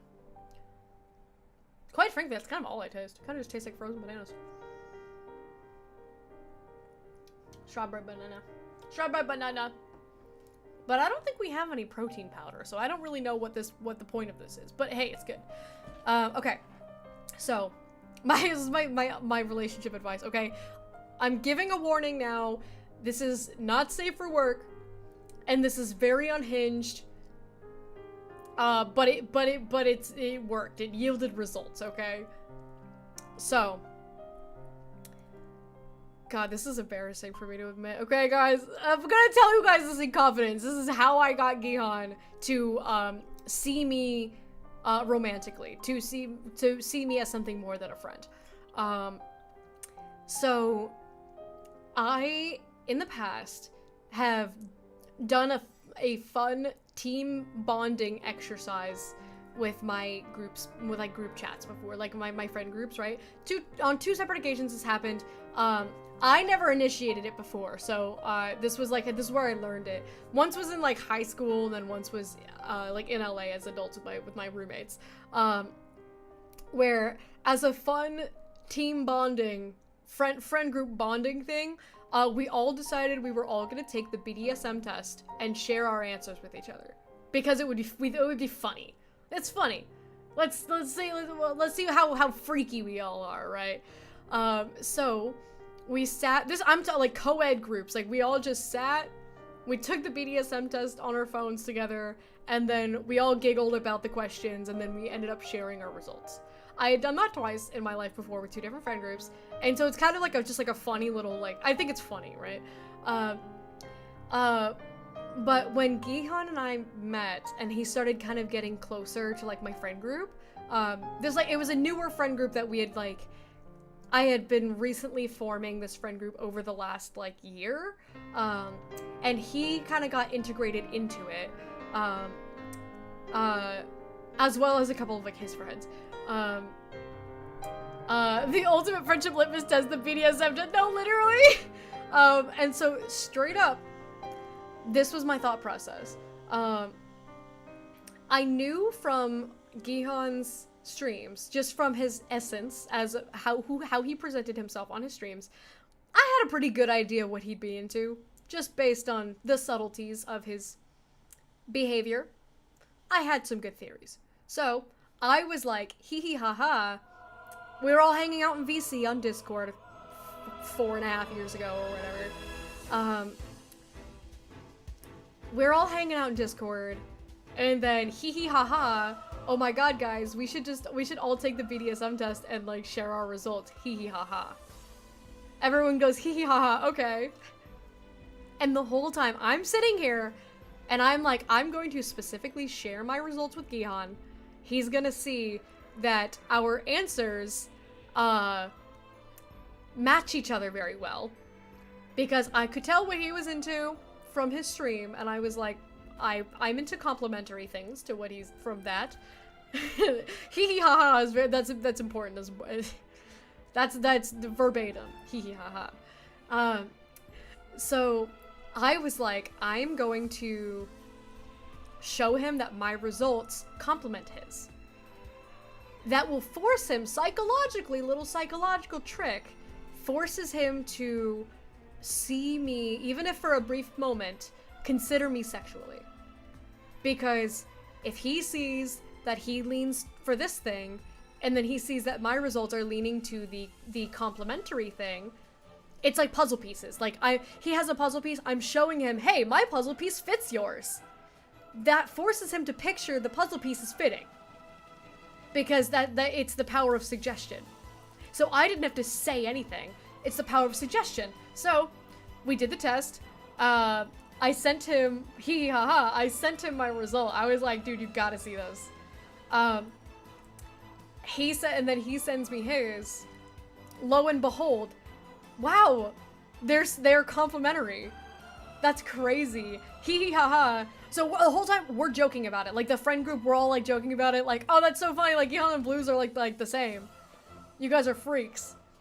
The whole time, I have now forced him, whether or not he likes it or not, I have forced him to at least briefly consider me in that context, just through the power of suggestion.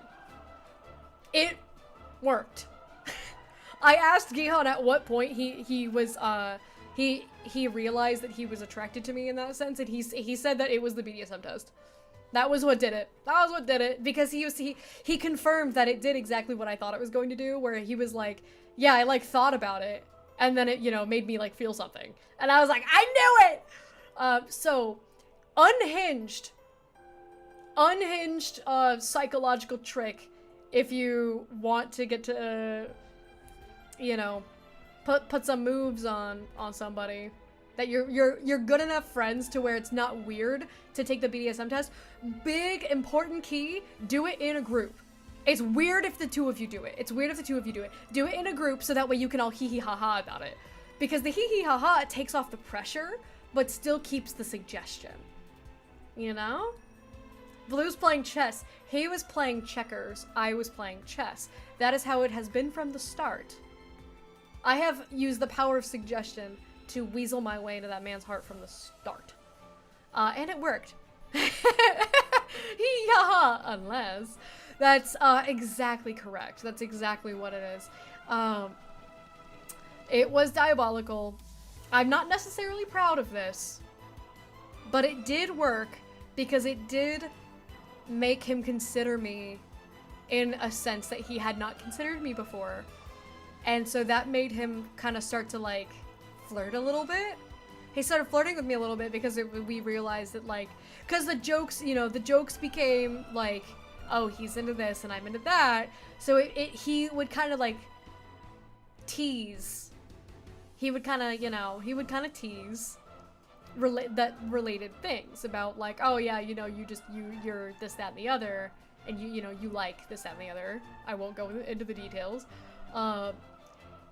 And so it became like the joking flirting, but we had grounds to jokingly flirt with each other because we knew what the other one was into, so we were able to flirt with each other in ways that we were both attracted to. So then, lo and behold, here we now are, many years later, with a ring on my finger. And that was all it took. So, if you want, and again, has to be a group setting, at least 4 people, and it has to be a group that you're comfortable enough to where it's not weird if you suggest it. Feels very earth sign coded. What the hell is that supposed to mean? Am I being a Capricorn right now? Am I being too Capricorn core by having a psychological plan to weasel my way into a man's heart? I was very good at that. I've seduced many a man in my life. Okay, wait, I want to see what MC said. With my wife, we were working ICQ, was working overnight, and she stayed up all night, although she had college classes at 9 a.m. When she left, she said, I love chatting with you, it makes my heart flutter, so I knew she was for me. Ah, my heart. Yeah, so the BDSM test, it was the first step, and it was the thing that springboarded the relationship between Gihan and I. However, again, at this point, did not think he was Christian. I was just flirting just to flirt. Because I wanted to win, you know, and I was like, all these girls want him. I'm gonna show him how easy it is. Use your feminine charm. But I was like, he's not Christian, it's not gonna work, I'm not gonna date him. But we had this one conversation. We immediately started dating at the end of this conversation. We talked late into the night. And I asked him where he got his name from. Because, you know, I assume that Gihan's not his government name. Because most people... He's always been very private about his personal information. So I was like, I know that's not your real name because you wouldn't just put your real name out there. So I was like, yeah, that's not your real name, right? And he was like, no. So I was like, so where did the name come from? And he goes, it's from the Bible. And my jaw hits the floor. I'm like, it's from the Bible? What? Are you Christian? And he was like, yeah, I'm a really strong believer. And he tells me the story of how he got the name Gihan. It's one of the 4 rivers that flow out of Eden in the book of Genesis. So there are the, you might know Tigris and Euphrates. They used to be known as Hiddekel and Perath. And then also Pishon and Gihon. Those are the 4 rivers in Hebrew.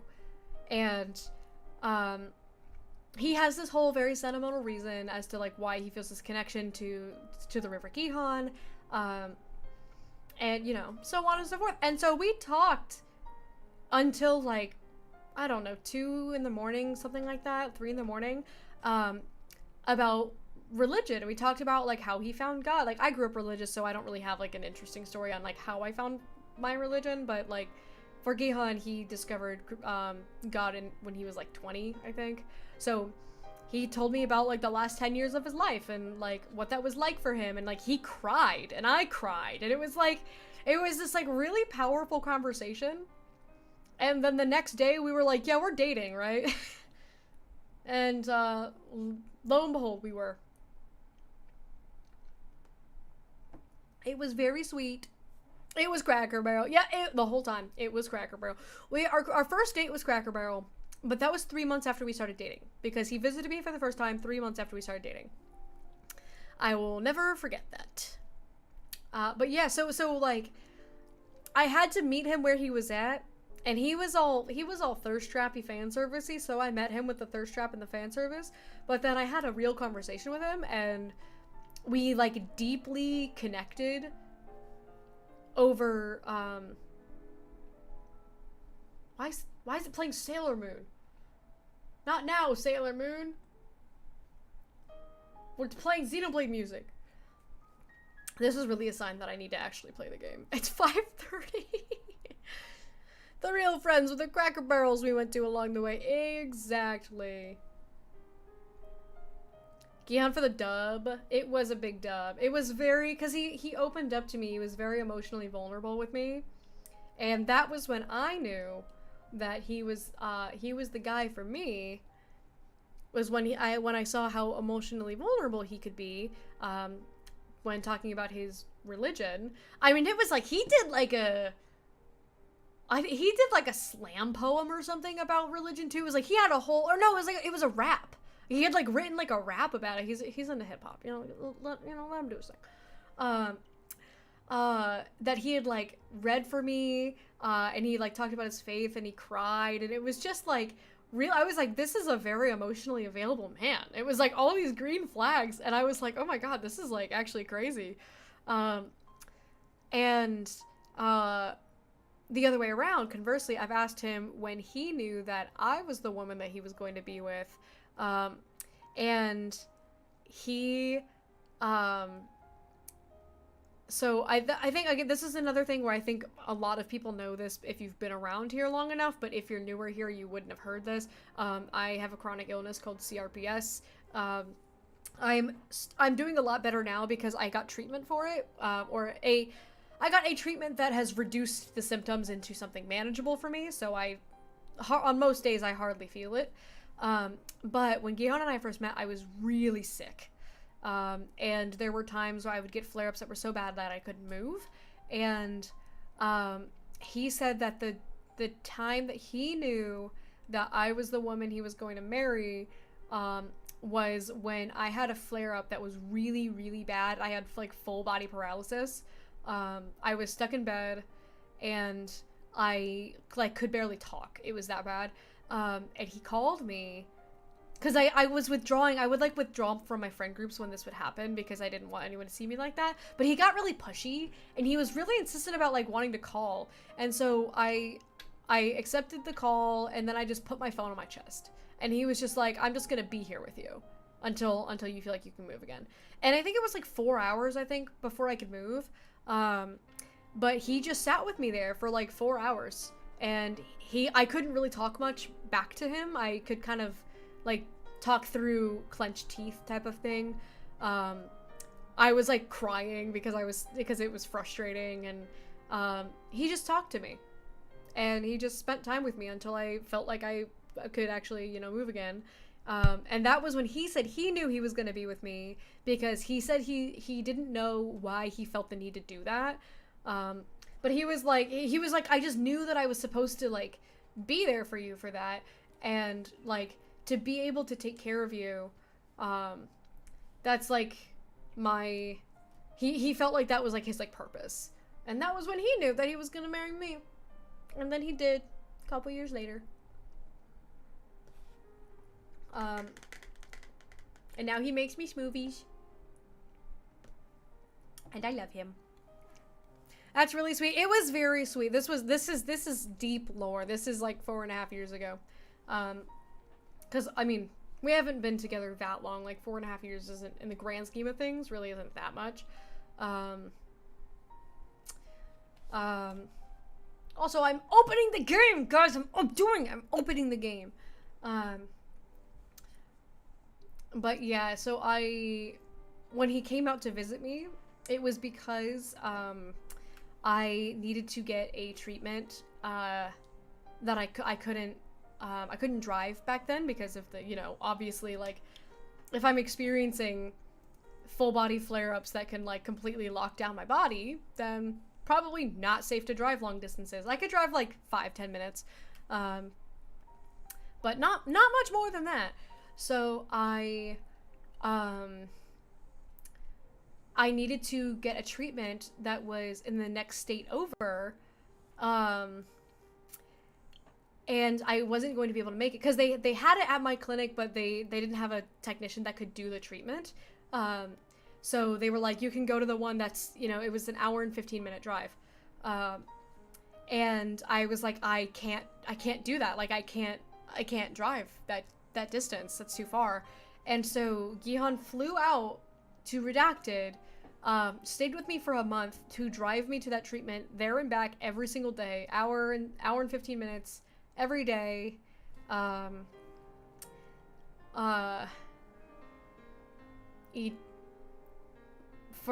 It was a week. The treatment was a week, so it was a week that we had to do that. We had to wake up at like 4 in the morning,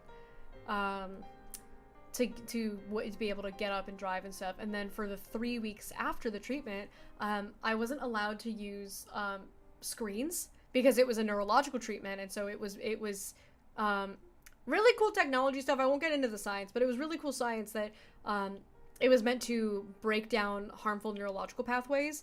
So I had a bunch of like baby neurons that I had to nourish. And so they were like, there's 3 things that will kill your neurons. It's blue light, caffeine, and alcohol.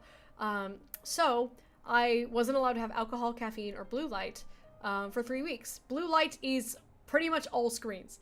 So I had to go no screen for 3 weeks.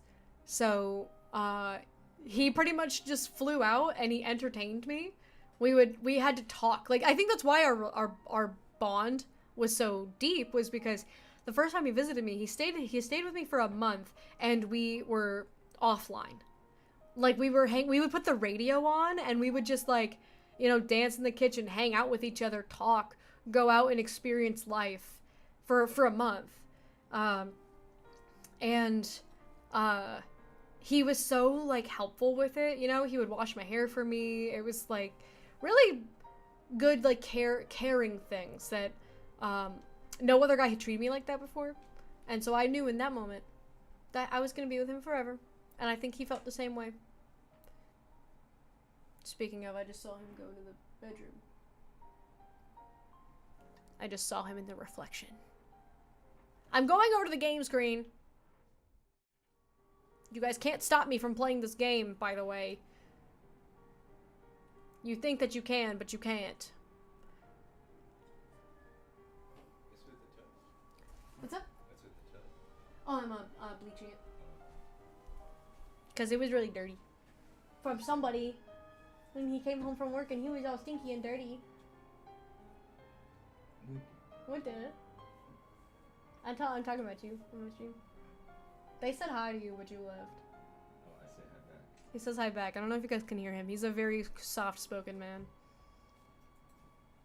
I'm finally gonna start playing Xenoblade after an hour and 40 minutes. I got so yappy. Have a drink after all that yapping? Okay. Okay.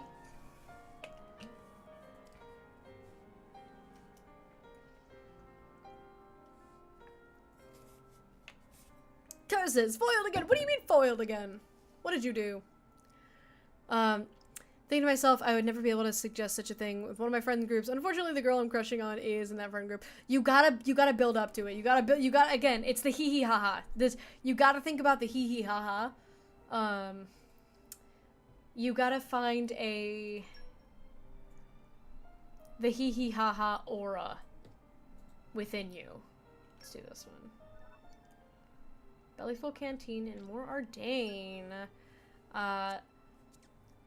You gotta get your group to the point where, like, oh, like we hang out in VC all the time. Like, it's something that you gotta do it like over voice or like in person, where it's like, oh, we're just you know, shooting the shit. Pardon my French. Like that.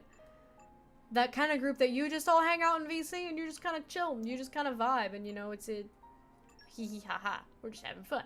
We're just having fun. But you have to build that very, like, flippant, belly full canteen. I don't know where belly full canteen is. But yeah, you have to get that friend group into a position where you guys are all just like hee hee ha ha, you're all just kind of shooting the shit with each other, you know, hanging out, vibing. There we go. Okay, I was like, these are not rendered.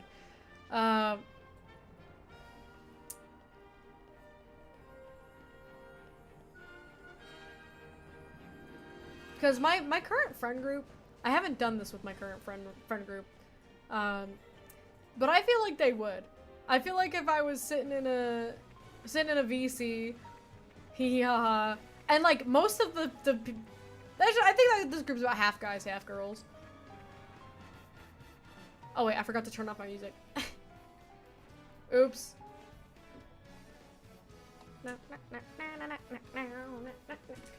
Why are you watching YouTube? Am I not interesting enough to you? Am I not entertaining you? I just talked a big game about how much you love me and how nice you are and how thoughtful. I was talking about when you had to drive me to Sarasat, and I told them about my evil psychological trick to get you to fall in love with me. You remember that, right? He said, yeah. Double the music, double the fun? No, double the overstimulation. I was watching Tessa stream earlier, and I was watching Hip's stream earlier, and I was in VC, and in which JT was playing a game. So I had 3 streams open, and I was also talking to, like, Lilix and Milk. You're all mine. There he is! There's the bird! Babe, this started because, somebody came into the chat, and, Mithra, can you survive that? Nah, that looks too far to survive. Unless I drop... This is not gonna work. I'm definitely gonna die. Can I survive this? Yep. No, I didn't. Somebody was like... They were trying to figure out if this girl was into them. Next time, don't I'm right in front of stairs. I could have just taken the stairs. I may be stupid. Wait, it says it's at this level.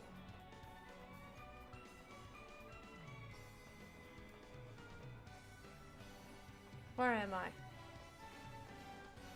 Can I go in here? Ooh, I can go in here. Is this where Bellyful Canteen is? This is kind of... Doesn't look like a great place to have a canteen. My favorite Blue lore. I learned that Blue gaslit her future husband into paying attention to her. And it worked! And it worked! How do you find this place? Did you expect any less from the Zekinator? Katsuki, who are these people? I thought that said Waluigi. The pawns I told you about. I see, so he wasn't able to stop them. That useless fool.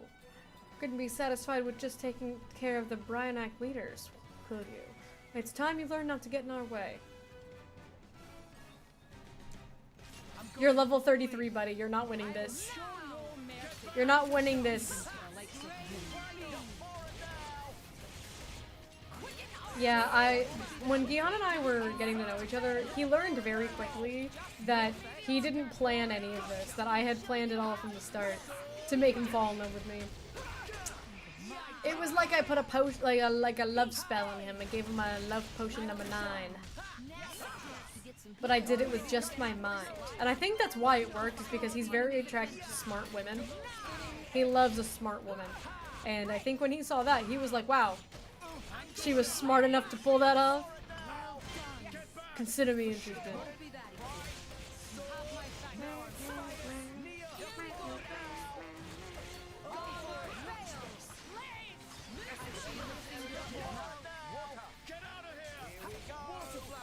He's arrived. Look, everybody's so excited to see you, babe. We all miss you so much when you're working at your job.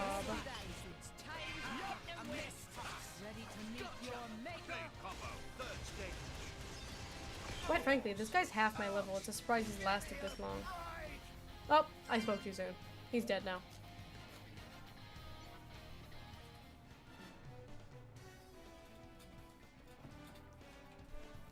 Katsuki, you remember our promise. Do it. Is he just gonna kill him? Oh! Oh my god! Oh my god! I hope you don't think this is over. Bryanak is not the only organization planning rebellion against the Ardanian Empire. See the details. Afraid there is no time. In mere moments I will return to my core crystal. I will forget everything, even the ideals I have long pursued by his side. But the things we've accomplished, I cannot bear for them to be forgotten. If you are left no alternative, surely you will seek my people out. That way, our deeds will live on in your minds. Glory be to Lindworm! Dude, that's crazy. Well, he's dead.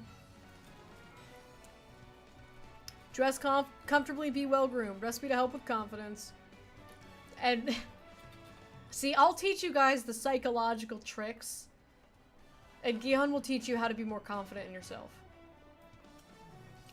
Fair combination, right? What? Oh, that treasure. Oh, hey, I found the belly full canteen. It looks great. Can't wait to go grab a bite and fill up my belly.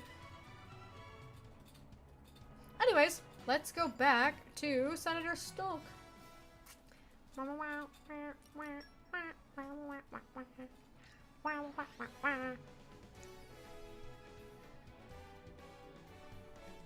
go. Onwards! Darkness You guys want to know my biggest flex?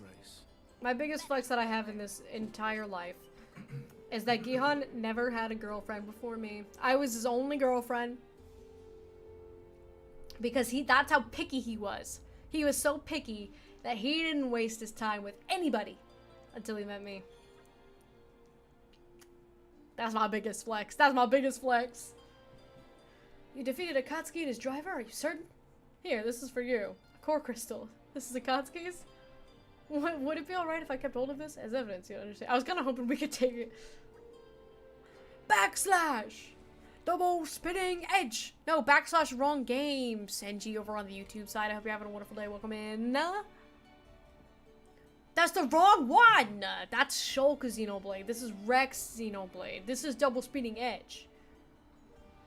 I do love a good backslash, though. Don't worry. Backslash will have its time. Can't say I've ever heard the name before. Cool. Very helpful, Stolk. Thank you. There was a time when he taunted you with empty threats before letting you leave, after all. At any rate, thank you for all the work you've done in service of the Empire. We can handle the task of rounding up any remaining stray rebels, so don't worry yourselves any further. Hooray! Babe, do you love me? Give finger guns. Pretty much. He's not a man of many words. But you know what he is? I like spilling all the tea because I think it's cute. He is a man of many letters. I have so many handwritten heartfelt letters from him. Sometimes it's just a little post-it note in the shape of art. Sometimes it's a whole, he loves writing letters. He's like, he's got like stationery sets. He's got fountain pens. He has wax seals. He's got the works. And he will sometimes write me letters. Less often now that we like live together, but you know. Okay, we're down to 5. This one should be easy to do. Pepito's Haunt in Tantal. I don't know where that is. I know where Tantal is. We're just gonna go pick a place. I'm just gonna pick. It's always Gembu Drifts. I'll show you a thing all free. Yeah, what's he gotta say with the British? He's show me a thing all free. The kid made himself the Aegis driver. I love it. I love it. This game's got banger one-liners. Writing love letters, modern day Shakespeare. He very much is. His wedding vows were so long. And I think it's cute. He had so much to say. Also, this is 1,000 meters. It says, oh, okay. Let's just go here, and then we'll just go down. We've arrived. Where do we go from here? And then we're gonna go this way. I had a good instinct to go to Genbu Drifts. It's always Genbu Drifts.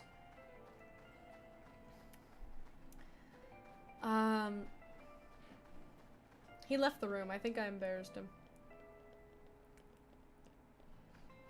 He also has a picture of me in his wallet from our wedding day. It's a picture of me in my wedding dress. That man is a lover. That man is a hopeless romantic. And I have a big smile on my face as I'm talking about it because I think he's adorable. And he is stuck with me. Where'd he go? I miss him. He goes and he works so hard. He goes to work. He's a mailman. He works at USPS. The backbone of America.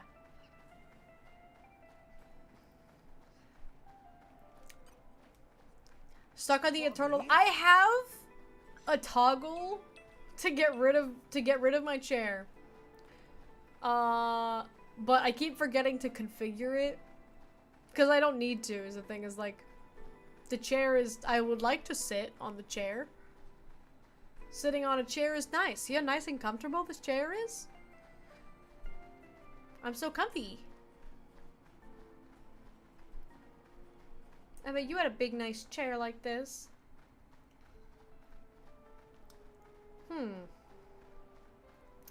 There may be a problem.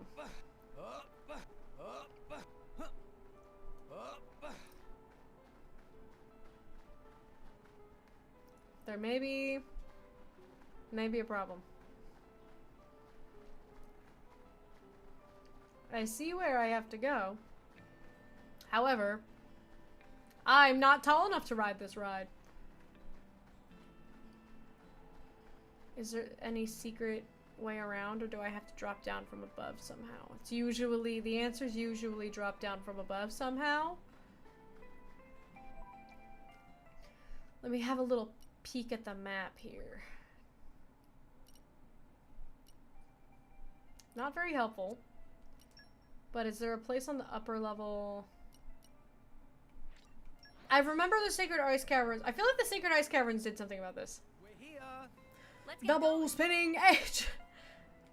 I love me some Beyblade Rex.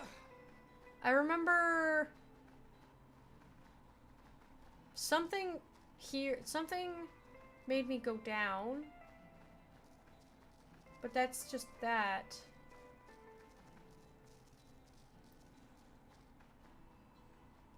I feel like there was a way. I'm gonna figure this out.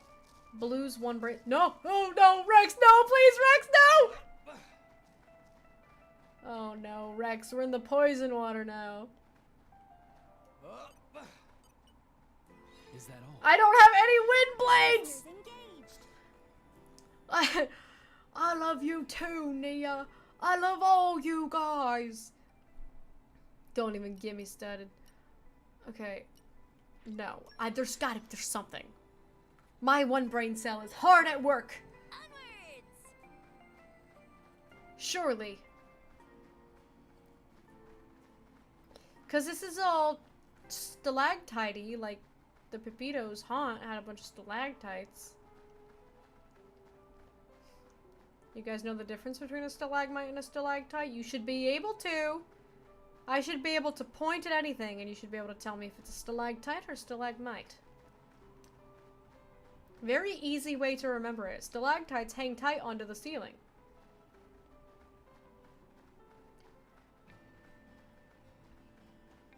And stalagmites Come out. look like termite hills.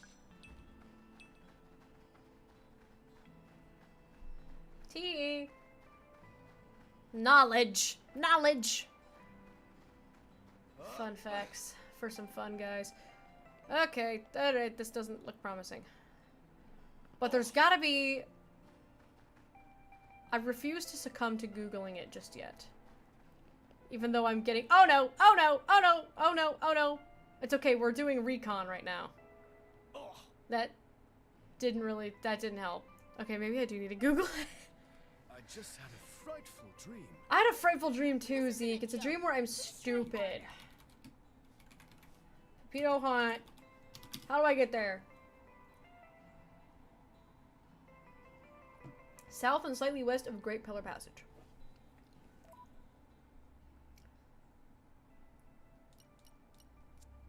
Wait, hang on, no. That's down in Genbu Drifts. That's not gonna be helpful.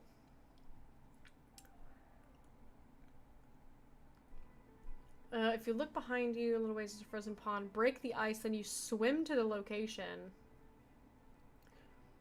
It's a frozen lake near the pathway to Genbu's crown. Melt it, swim, you'll get inside. Okay. So, near the path to Genbu's crown, which is Great Pillar Passage. Don't worry, guys. I'm super smart. Let's get going. There's a pond somewhere around here.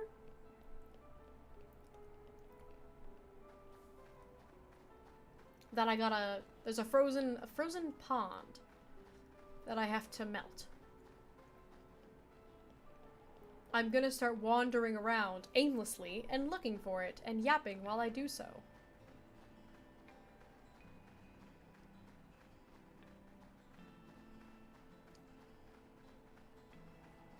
Is it, I wonder, it's probably like closer, right? They would probably put it like,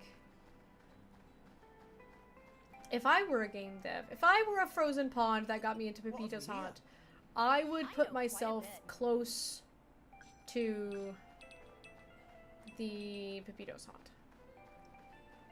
So that way a gamer doesn't have to go too far.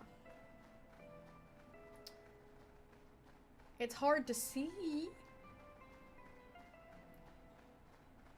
This is just the crevasse. Is there any water in the crevasse? I feel like there's not.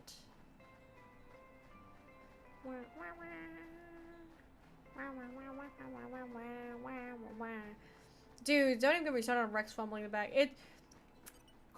You know, I won't spoil. So I've played this whole franchise before many a time. And I've seen it many a time.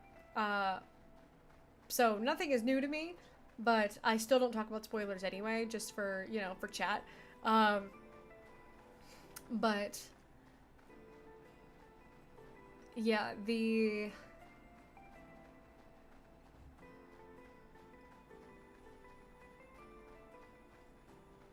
where's the frozen water? No frozen water here!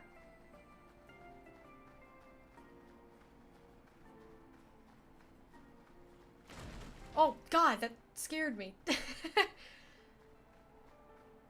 Rex's story is one that fascinates me because this man is, for one thing, is 15. He's got no riz, he's got no aura.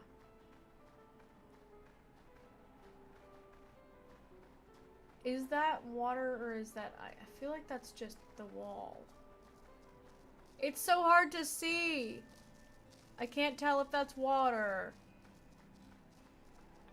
Is that water? That looks like water. But that doesn't look frozen. Yeah, that was the wall. I'm back with macaroni and brats. Ooh, that sounds really good. It's been a while since I've had a good bratwurst. This water? Oh yeah, there's something in the middle there. Hang on, we could be cooking. Are you excited for the new Xenoblade game? I am. I have been patiently waiting for. Okay, all right, we found it. I call upon the power of fire. Guide me. We need 4 wind mastery. Oopsie. Okay. 4 wind. We can do that. Oh wait, let's. Okay. 4 wind. We can do. What would you do without me? We could do 4 wind. Ready to roll. We can do 4 wind. What's going on, Athacorn? How you doing? If only I had Zenobia. Don't rub it in. This game won't give me Zenobia for the life of me. I do not have a license for that. Oh, God, do make me sound British. Moso, how you doing? Oh, Leon, you can't afford this pistol? I can think of another way you can pay. Oh my gosh. No, this is not fan fiction. Oh my, what are you doing? Tomb Raider, how you having fun with Tomb Raider? I good, blue good, blue good. Blue yapped for too long today. And now I'm doing side questing tonight on Bottom Gear. It does not have license. I don't believe that you have a license. Not so fun fact, Rex is actually smaller than he should be. He's 4'8" in this game. He should be 5'5". He's 4'8". No, he's not. There's no way. There's no way he's 4'8". Rex? I don't believe you. There's no way. There's no way, TJ. Blue Yap not long enough. I yapped for like an hour and a half. Hour and 40 minutes or something. It's really good. I hope you're enjoying it. I remember Tomb Raider from my days as a youngin'. I'll shine on the front line. I'll shine on the front lines, brother. Ads are running. We love when women speak. Hell yeah, we do. When women speak, we listen. Aegeon should only be equipped to Morag, no one else. Great news for you, Senji. Great news for you, Senji. He is. Well, right now he's been benched briefly. He's been benched briefly, but yeah, he's a tank blade. I wouldn't put him on anyone else. He left on set at age 9, so he's been feeding himself whatever he can. I do agree on the malnourished thing of like he's been living on a tiny Titan. He's essentially been living on a houseboat in the ocean for his entire life. But 4 foot, he's not even 5 feet tall. Hang on, how tall is Rex?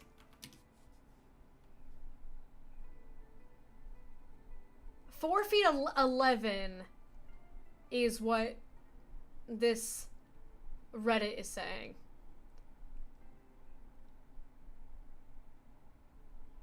Official character height chart from Xenoblade 2 art book.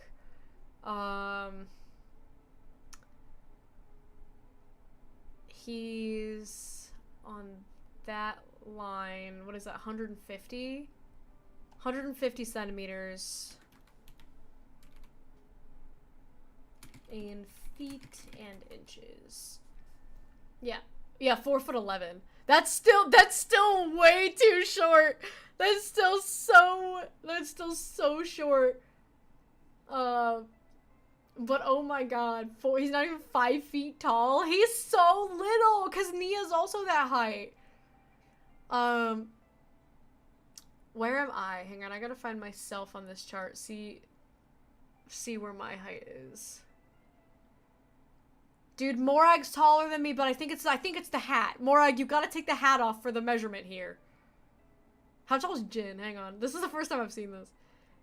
He's on this line. What is that, 190? Taller than me. I'll accept taller than me. Yeah, 190 is where he is. Malo says 200? 200 is super tall. Hang on. I gotta translate stuff into freedom units. In feet and inches. Yeah, 6'6", because I know my brother is a little bit over 200 centimeters. My brother's 6'7". 6 foot. Malos is 6'6"? That's crazy talk. That's crazy. The hat and he, Moose, thank you so much for the gifted sub to Avigor. Thank you so much. And also welcome back from ad jail, everybody. Did you cry during the Torna DLC? Absolutely. This most recent playthrough of it, I was getting choked up, but I wasn't like full on bawling. First time I played it, bawled my eyes out. I love Torna. It is my, it's tied with 3 for my favorite Xenoblade game. Hang on, I have a friend of mine who really likes Malos. I just learned that Malos is 6'6". Thought you should know that. Owl, if you're reading this, I'm talking about you. We do love our tall queens around these parts. We do. We love tall women around here. We love tall women. How tall is Laura? This is important. It's so hard to follow these lines. She's like 170. Okay, so I'm a little bit taller. I'm a little bit taller than Laura. So when Laura and Jin are next to each other, pretty close height as would be with me and Jin. That's good to know. That's good to know. I'm sweating. And not because it's hot in here, even though it is. Blue and Hubby are insanely good writers. Go Rico. Oh, you don't have to do that. But it is true. I am. Well, I'm not gonna say that I'm insanely good, but I am a writer. I have 2 books. My 3rd book is. I'm not halfway done writing it. It's called Crown of the Alchemist. I also have a webcomic available on Webtoon and Tapas. Based on Crown of the Alchemist, it's the same story. It is the character of my VTuber. It is the lore, the official lore of my VTuber, and the handsome alchemist that steals her heart. Here he is. Hi!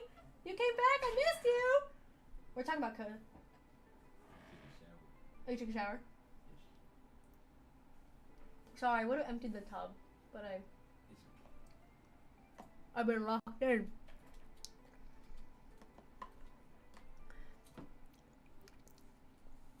When looking at character heights, are people looking at the top of the art or picturing where the actual top of their head would be? Where the top of the head for me. Like for example, Morag, she had her hat on in the picture, and the hat put her at like 180. And I was like, oh, Gihan put his lotion on. I'm about to end stream right now. He put his lotion on that I love. Oog. Oog. Oog. He smells so good. I can smell him from the other side of the room right now. I'm like a lion. Like a hound dog. Oh my god, now I have to do Water Mastery 5? Hang on, what was die? Okay, Fortitude and... Okay. We need Fortitude 3 and Water Mastery 5. Oh my god. He smells so good. Okay, so, some lore time. I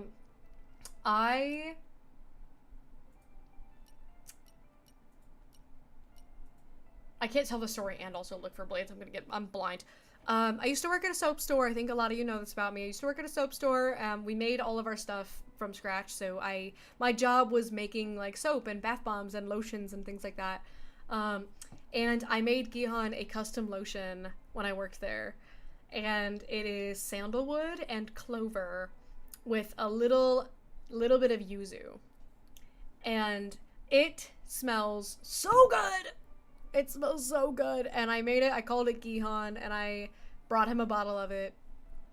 And so whenever he wears it, it's better than any cologne ever could smell, dude. It smells so good. Because the clover gives it a little bit of earthiness, and the yuzu brightens it up with some citrus. But the main base is sandalwood, and I'm a sucker for some sandalwood.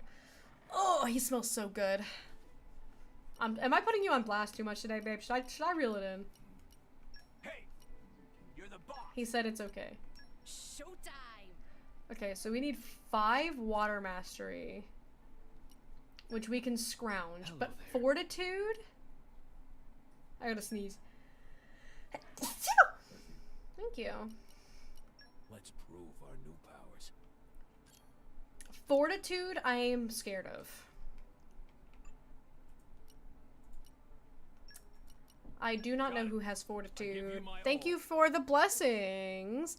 Looking at Malice, I'd say he's more 6'3", 6'4" rather than 6'6". Yeah, that's the thing with the heights on that height chart don't seem accurate. It is from the it's from the the art book. I will say, like, his hair puts him just a tiny bit past 200. But his hair is also spiked up. So he's 6'6" with the hair. But without the hair, he's probably more like a 6'4". But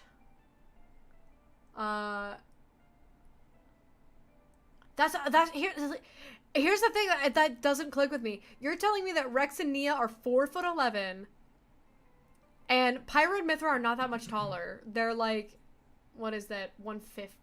Says 150. They're like, yeah. They're both at 160. They're just shy of 160. You're telling me that Mithra's like, what is that, like 5'3"? You're gonna tell me that Mithra's like, what, 5'3"? No, she's not. Like, she's so not that small. You know, I don't buy it. I don't buy it. We're saying that Malos is 6'6" and Mithra's 5'3". I'm also doing that quick math in my head, but oh wait, I pulled up Google because I need fortitude. Fortitude, Xenoblade 2. Who has it? Who has it? The power to endure hardship. It is needed for diving.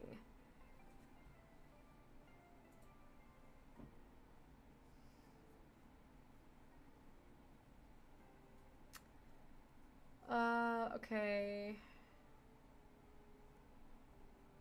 Gorg.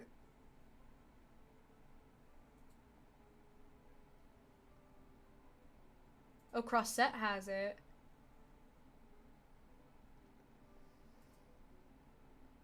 Okay, so hang on. So some of the people that I put on have it. So that might have been able to get us where we needed. Let's check it. Useful, right? Because I'm not gonna count. Here we go. It's taking a lot for me to not make the number meme. Muso, you're too old. I'm still short. I'm one short on water. Okay, we're there on fortitude. We're one short on water. Why am I short on water? That should be 2. And that should be 4. And that should be 5. That means that one of these water blades doesn't have water mastery. I don't know. I'm just gonna throw on another water blade. Ready to roll. A broken leg, but still a spring chicken with no wings. Broken leg, no wings, spring chicken. Useful, right? I don't think that's good, Muso. I don't think that's good for you. Serve my will. I can take that, no Take problem. off. We're doing it, guys! We're diving! Hooray!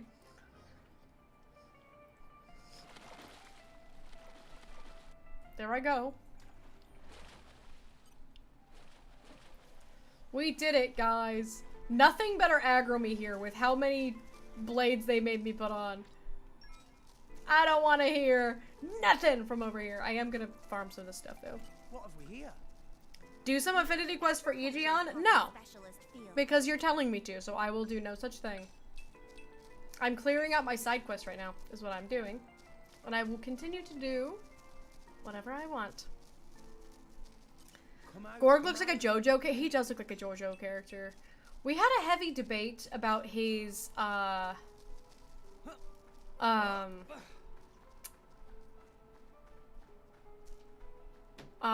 his assets once on stream.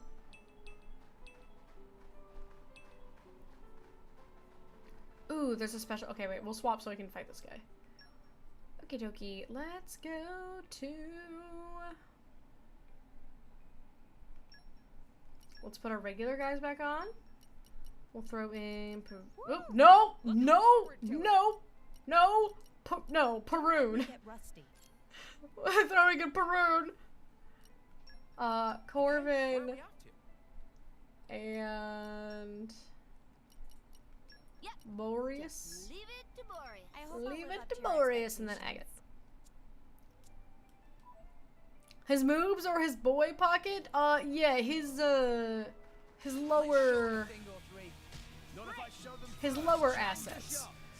Cliffs is a cruel area if you haven't been keeping up with expanding Infinity. Try to simply get walled by a skill check in the middle of story content. Yeah, I am well past that. We are at the World Tree, but I wanted to take a little break and do some side stuff before we start the big final jump into the World Tree, because I know the World Tree is a long leg, And so once I start doing the world tree, I kind of just want to focus on that. So I was like, let's kind of get all of our let's get all of our ducks in a row. Let's make our final affairs in order.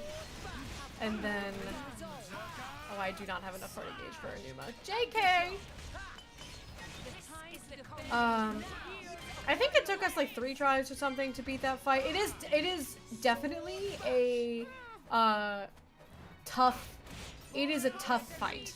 The Jin and Malos fight is definitely.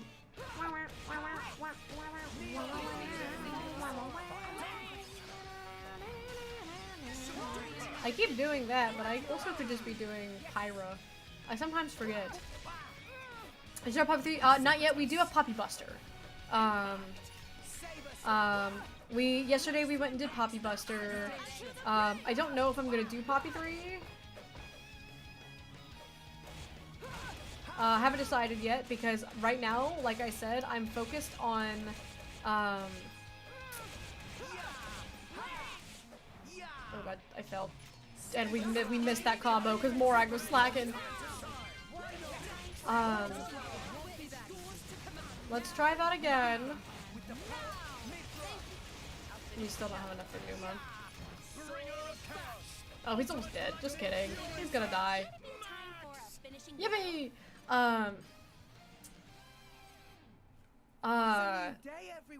So I'm trying to clear out my side quest right now. That's my vibe. What do we need for this? Earth 4, Fortitude 4. I don't wanna! I don't remember how much Fortitude I ended up actually having. Quite frankly, I don't really care about whatever that chest has. Not that much. We're gonna go back to left area. But yeah, so I'm trying to kind of get all of my... Actually, yeah, let's go to Corinne's. No, let's finish this quest first, then we'll go to Corinne's. Where was he? I don't remember where this guy was.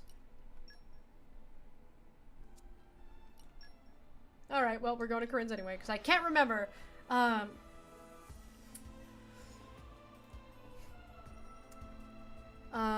Okay, wait. Let me see.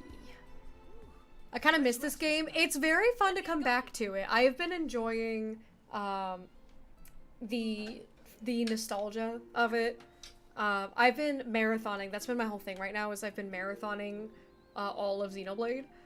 So, we are now nearing the end of 2, and then we still have 3 and Future Redeemed to get through. It's been a very fun marathon. I like it when I like this game being my whole personality. Because it's been like 4 years since I've played the rest of it. Playing Wild Arms 3 right now. I just finished Yggdrasil Tower, which is supposed to be a tree to rejuvenate the earth. Every JRPG... Yeah, gotta love a ton of JRPGs having a plot point happening in Yggdrasil or a world tree. Power World has it too now. Yes, the bucket. Waiting for the Switch 2 version so I can finally play it. The Switch 2 version comes out in 9 days, but who's counting? I decided to do this marathon before they announced any of that stuff, and I am disappointed in myself. Well, not disappointed in myself, but it's wild to me that the timing happened like that, because when Switch 2 version of Xenoblade 1 came out, I had just finished Xenoblade 1, and now I'm going to be finishing 2 right around the time of the new one. So me stalling and yapping extra is... Oh, okay, let's go visit the grave. We only just went. Is there something special you wanted to do there? I just had something I want to ask your parents about. We didn't get much time before, so I wanted to talk to them properly this time, you know? She's got a good attitude, that one. Make sure you take good care of her, Rex. Okay. So the timing has been really weird for those new, we're here. I guess we can go do that. Because we're right here anyway. And then we'll go find Len. Oh, he's at Rigid Harbor. Okay. I thought he was at a harbor, but I couldn't remember. Back from listening to Do That Again by Malcolm Todd. She told me it's her favorite album at the moment. Heck yeah. I'm not familiar with I think I know the name, but not to... This guy's got ice cream on... Ice cream. He looks like an ice cream. Look at him. He's got a little ice cream cone on his head.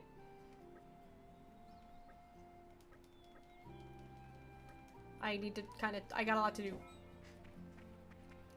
Okay, did I make it too obvious by telling her if you came to the UK, I'd pay for both of our tickets? I don't think that's too...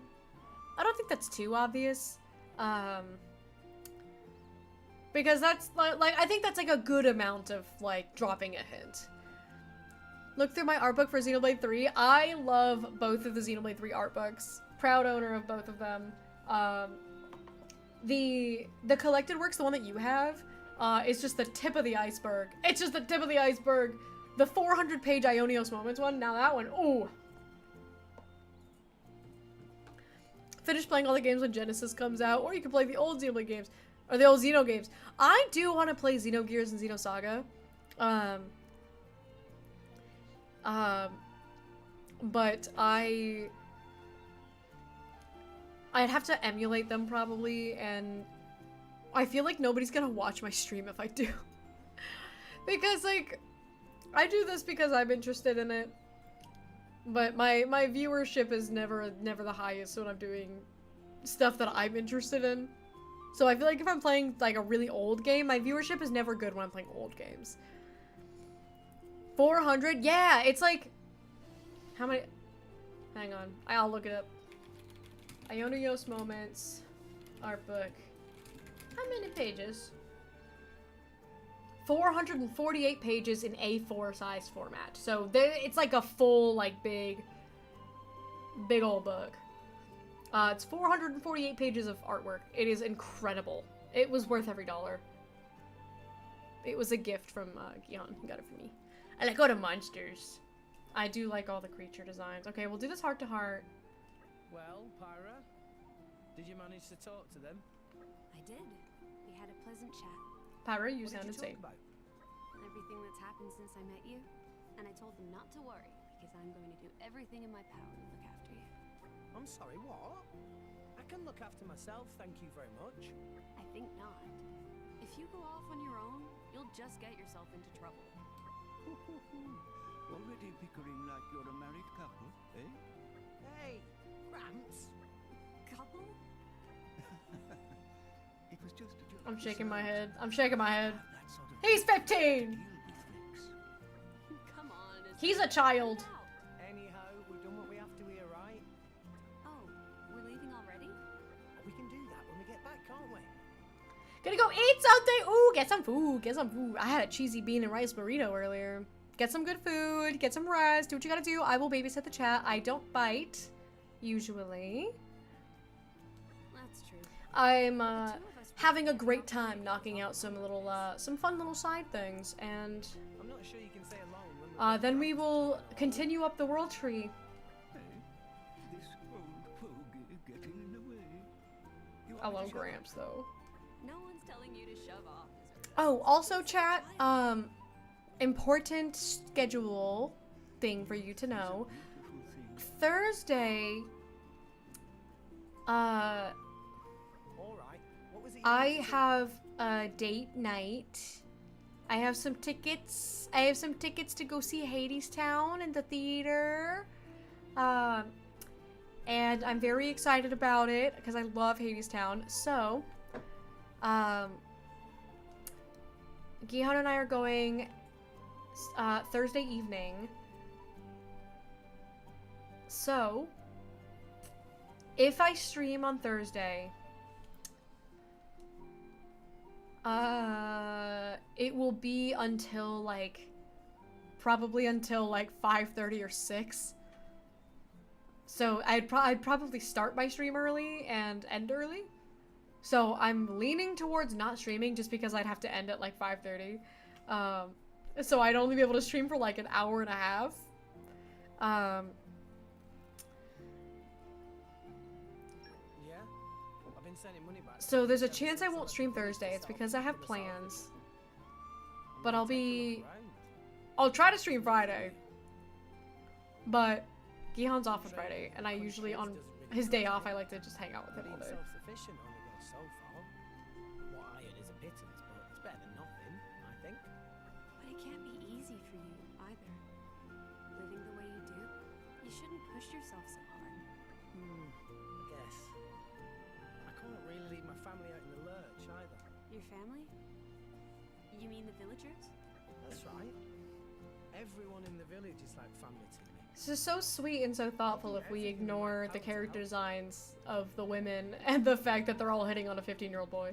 They're all very grateful to Rex for his work. Very sweet otherwise. Rex is such a sweetie. Like you would grow some backbone. He doesn't know anything. He does not even know one thing. Just got done setting up a trip in August. Finally do the TSA pre-check. Ooh, we fancy. You getting your pre-check? She hasn't bitten anyone since 87. What? You think I was responsible for the bite of 87? You think that was me? So funny. Sorry. What's so funny? I just couldn't help but admire your way of thinking. I'd love to have a family as big as yours, Rex. Well, What are you talking about, Pyro? You're already part of the family. So can we take this as a confession of love? oh my god, Gramps, butt out! To do so in front of your parents, my boy. What? Rex. No, that's not what I was trying This is to painful. do. This is painful. Mia, Morag, Zeke, I love and all Tilda. you guys. All of you. You're all family to me. So there's no reason to feel sad or lonely. That's what I'm trying to say. So much for the boy having backbone. Sorry, Pyra. This one's going to be hard work. Well, that's all right. I've got. Oi, what are you two going on about?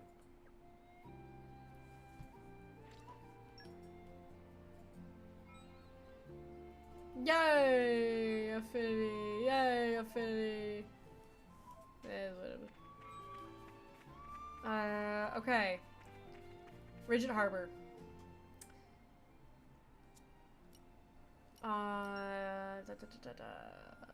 That's the wrong harbor.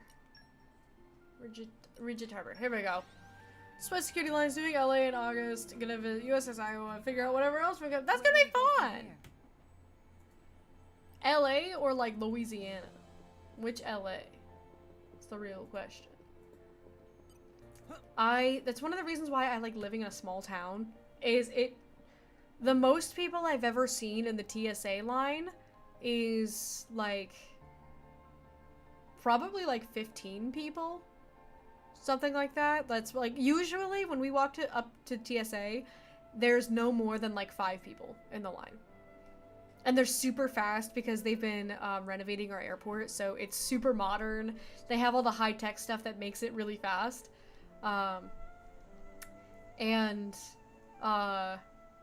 We're always just in and out super fast, and it's very nice. And then I usually fly into Sanford, so it's like also very small. So that way you don't have to stay in the long security lines. Like MCO is awful with it. Oh, you're gonna go to LA. Willingly? That place is butts. But also O'Hare is also kind of butts, so I feel it. Drinking my smoothie. Look at this guy. It's stunning.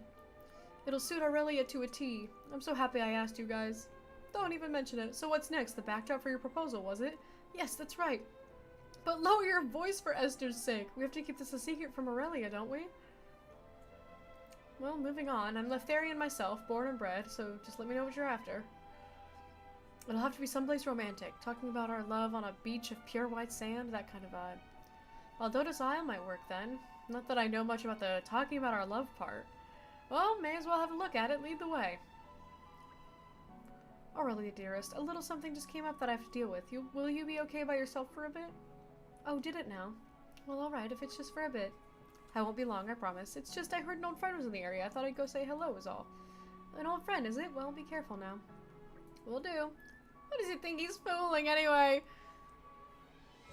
I just want to see big ship with big guns. You just want to see big ship. Big ship go burr. Big guns go burr.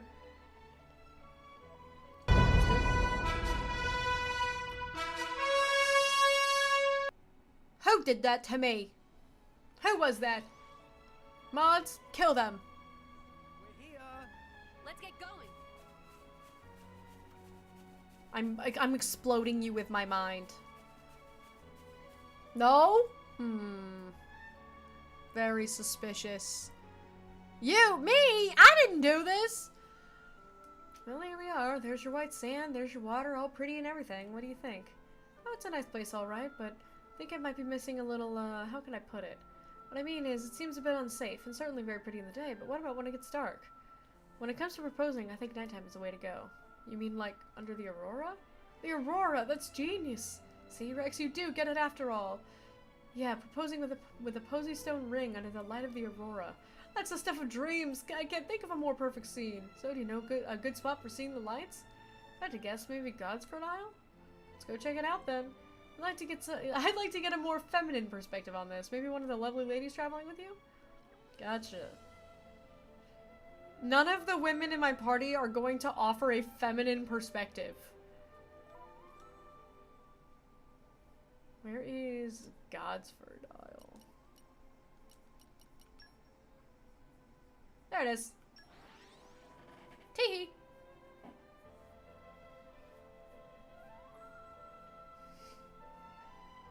We're here. This place is just, no, it's totally great. If a guy asks a girl to marry him in a place like this, the girl can't say no, right? Rex, help me out here. Can you ask one of your companions for their honest opinion?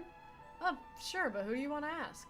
Pyra, Mithra, or someone else? What are the other options? Nia, Poppy, or someone else? Can we ask Morag? Bridget, Pandy, or someone else? Morag! Should we ask Morag? I feel like Pandy would be, of all of them, I feel like Bridget or Pandy would be the best option. I don't think Morag knows anything about love. I feel like Bridget and Pandy would give us good answers.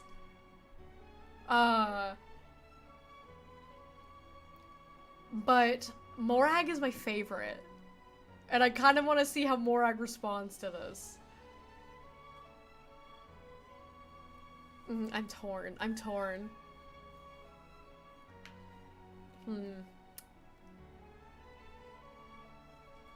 I'm gonna go with my gut, and rather than trying to pick what I think is the most optimized answer, I'm gonna stop being a Capricorn and I'm gonna pick my favorite character. You're torn?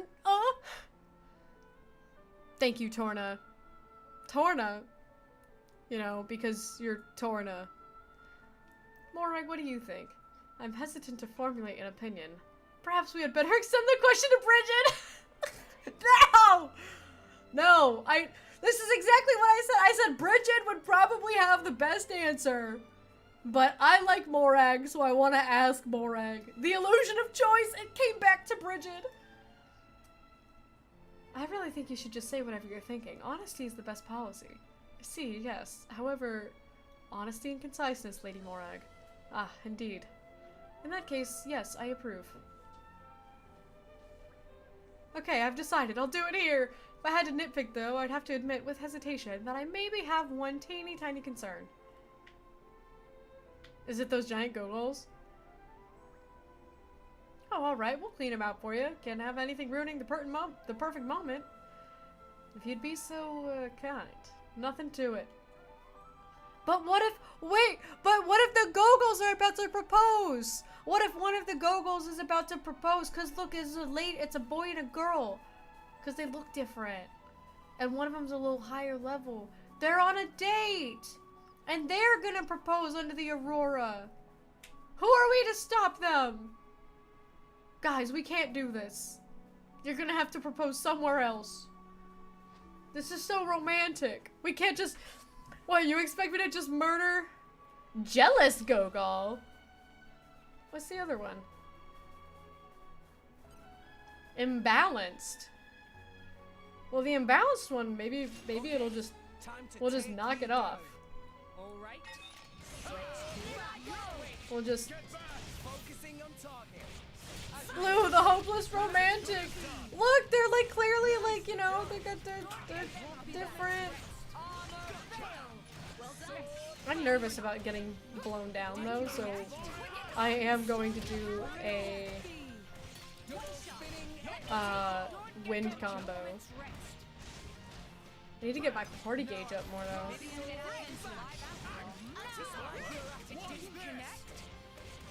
Double. I missed my double. Oh shoot, but he's got. I don't have enough party gauge to do the wind myself. Uh-oh. Because you've got Boreas, but that's not gonna help you. You don't have a level 3. You don't even have a level 1. You've got level nothing. I gotta get Numa up.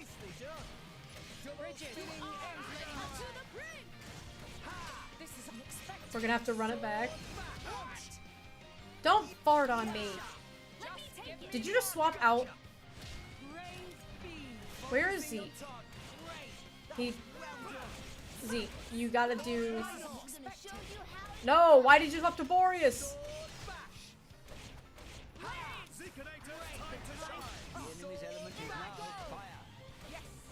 I should have just have like a level 4 right now. Can you swap back, please? No, wrong one. Okay, I'm just gonna do this photon.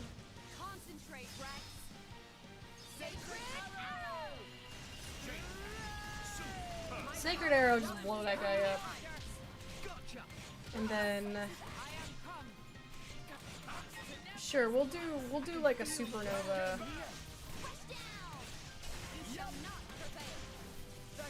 As soon as okay, so you got. And then we will just kill that guy. You're not surviving this, right? Surely. Surely. Who's doing this to me? He did not survive.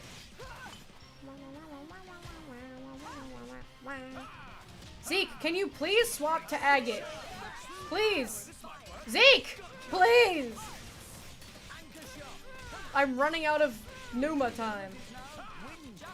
I gotta do this myself.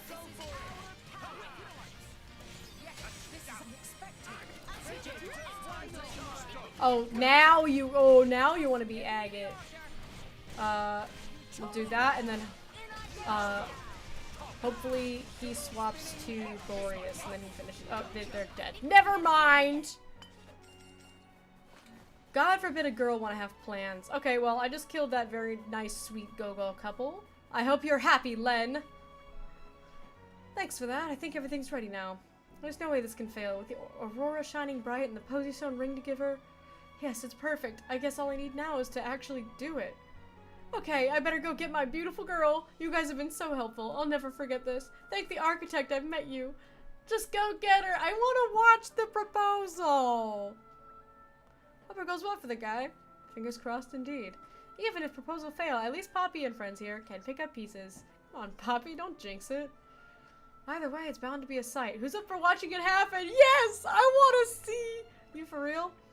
Oh, it's not like you're even the tiniest bit curious? Give me a break. Okay, maybe I am just the tiniest bit. I'm not gonna lie, I'm a massive bit curious, personally. If we all just stand here, he's bound to lose his nerve, though. Got a point. Alright, Rex, we'll let you choose who gets to stay and watch. What's this now? That's Titan's foot. Who gets to watch? Not Pyra Mithra! Mora! Wait, well, if Pandy really wanted to see it, Pandy was openly admitting that she really wanted to see it, but my girl, my girl, my girl!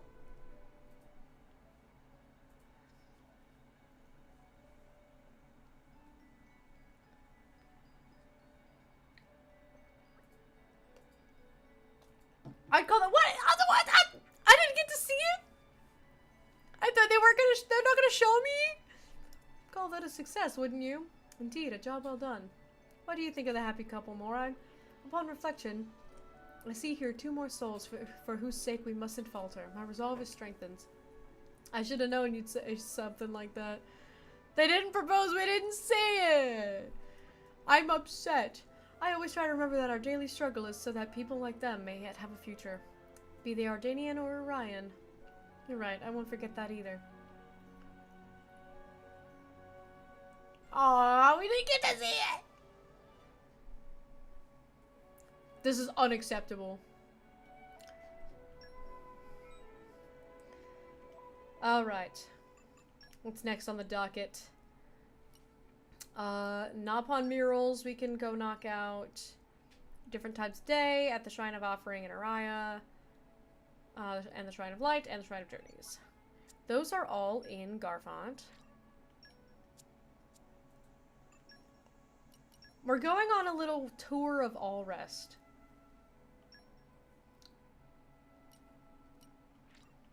That's our objective. We're going on a little tour of All Rest, going to all these places before we scale the world tree. Where do we go from here? I got some affinity.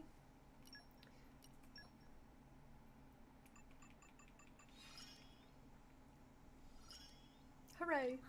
We'll be safe. Hooray! Hooray! Next goal already in sight. Yippee! Okay. Alright, so. God, there's so many things. Oh, yes, yes!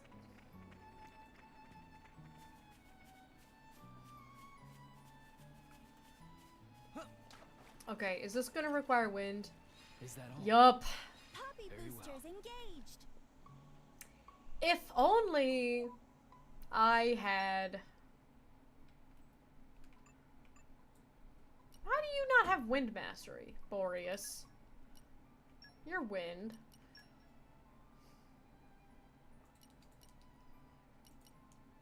Adenine. I think I can put... I think Adenine's got level 2. So I can use Rex's master driver skill. You just leave it to me. I'll use my brains to put this team to good use.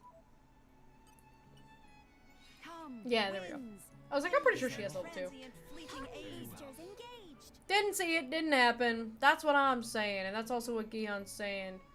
I can't believe they teased me like that. Okay, last time I did this, my game crashed. I know Nopon's like the back of my. Leave Nopon to Poppy. Yes, I see. Very well. We've got very good keen eyes, by the way. Interesting. If you need me to look at anything, dude, I got you. 3 daylight stars. You can't see stars in the daytime. Thank you, Rex. You're all mine. Poppy power. Fascinating. Okay, I can do super strength. I can equip Poppy Buster or Wolfric. We can do that. Who is doing this to me? Who's doing this? Treasure acquired. Poppy power. I've got it all under control. I'm on it. Who's doing this to me? Don't make me come down there. Don't make me come over there in the chat. Okay. Next. Oh. Supper time, you have a great evening. What are you having? Tell me what you're having for dinner and then I will let you leave. It better be delicious. Durmax, we got some New York strip on sale. It was fantastic. It was like 20 bucks for 2 big ol' like 10 ounces, I think. So like 20 ounces total. It was very good. Is this a dive? Oh my god. Serve my will. Ironheart beats and I need another water mastery. I hate this game. I hate this game.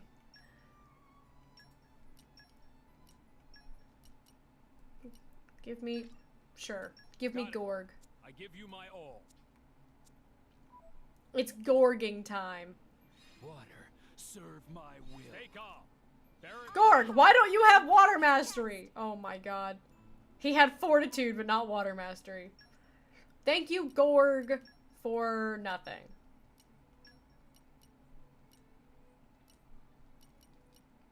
Hey, you're the boss. Hey! I am the boss. Useful, right? Alright. Serve Let's my try that again. Beats in Poppy's chest. Run it back. Run it back. There I go. Don't ask me how that works. You're all mine.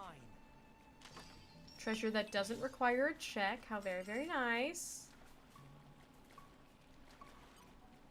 Does it- can I get- Oh my god, I can't get this money because it's in the water!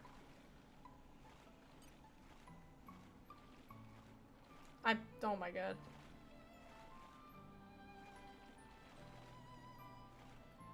I'm right on top of it. Well. I know Noppon's like the back of my. Leave Noppon to Poppy. Alright. Yes, I see. Look at my Very keen well. eyes. Very interesting. To Hero's Treasure. Treasure? Awesome, but it doesn't really make any sense. Alright, and then one more. This away.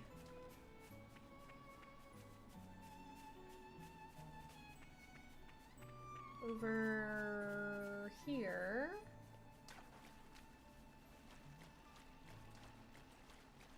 How do I get up there?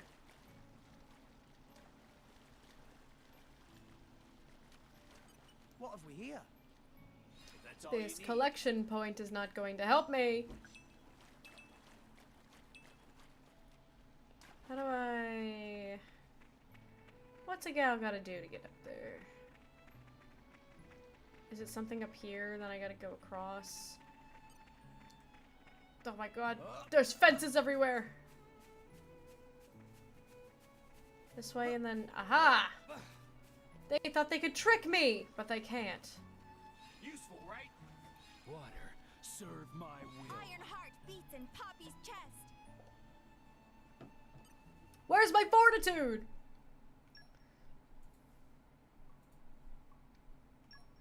Alright. Gorg! You're back in! You're back in, Gorg! I give you my all. Useful, right? Water, serve my will. Stay calm. Bear it Ironheart bravely. beats in Poppy's chest.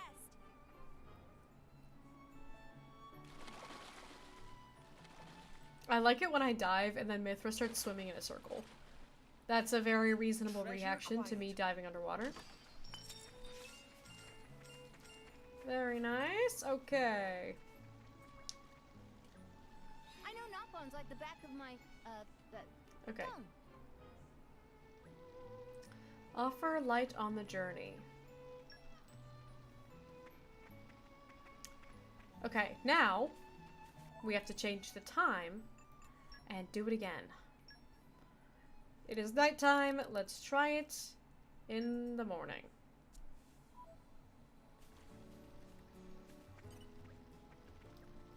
I know Noppon's like the back of my. Leave Noppon to Poppy. Thumb. Think about it objectively. Very well. Alright. So many field skills. I'm so glad they did away with this in Xenoblade 3. The Youthful Elder. Who is this elder? Me! The Youthful Elder. Alright. Let's go back to this one. Because this one requires diving, and the other one is a jump. Because I took Adenine off. But I gotta go around. In hindsight, what I should have done, so what I've considered, just staying at one spot and changing the time, repeatedly to just hit that one spot while I was there. But I figured, it's probably fine. It's probably more hassle to have to change the time repeatedly than it is to just run back and forth from all these places. I think I'm a fool. I think perhaps I'm wrong. Because I definitely feel like at this point, with how many checks I have to do, I would have rather just changed the time. The issue is that it says different times of day. I don't know if that just means day and night, or if that means like morning, afternoon, evening, night. You know? In whose embrace I sleep. So we can try it just to see. Make it like evening. No. Okay, so I think it is just like daytime. Let's make it a little bit earlier so that way.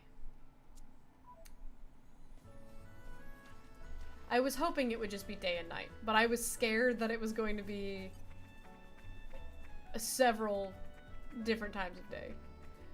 Okay, we're gonna have to go put Adney back on.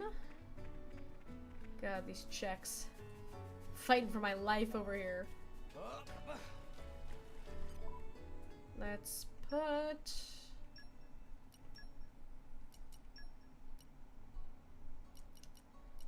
Adenine. You just leave it to me. I'll use my brains to put this team to good use. I love her.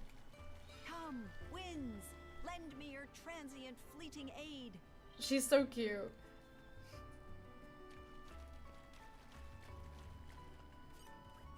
Okay, alright. Yes, we can still read the Nopon writing, just like the first 4 times! Fairlane Waters. What does it mean? It means Fairlane Waters, the place, Rex. Report back to Alice Day near the Waypoint Market in Araya.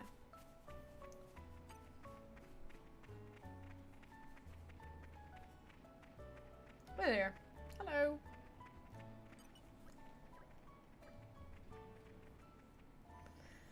These clues seem positively pregnant with meaning, but what, I can't say.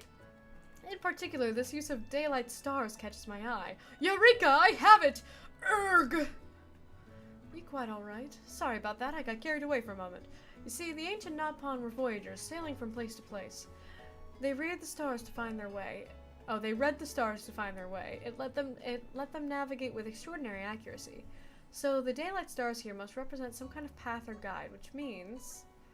The mural locations all had names, didn't they?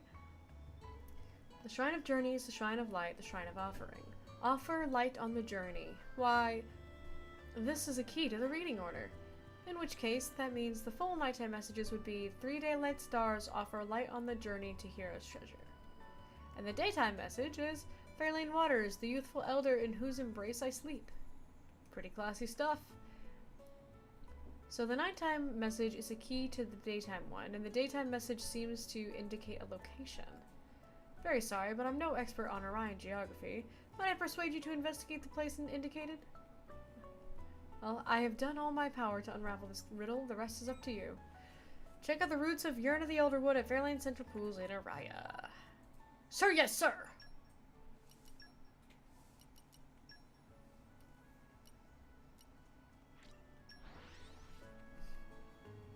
Sir, yes, sir, we are on our way. We're here. Let's get going. Alrighty. I could also swear that there's a fast travel point at the Elderwood. But I feel like, did I just like conveniently like run past it or something? Because I feel like whenever I traveled to Araya before, I always went to that same place. Can I make this jump? Barely. But barely still means we made it. Like, I could have sworn that there was like a fast travel point around here. Yeah, see, there is one! I just conveniently never got close enough to the Elderwood. Earth Mastery 6? Lord have mercy. Alright. Time to change around my team again. It sounds fun. Earth Mastery 6.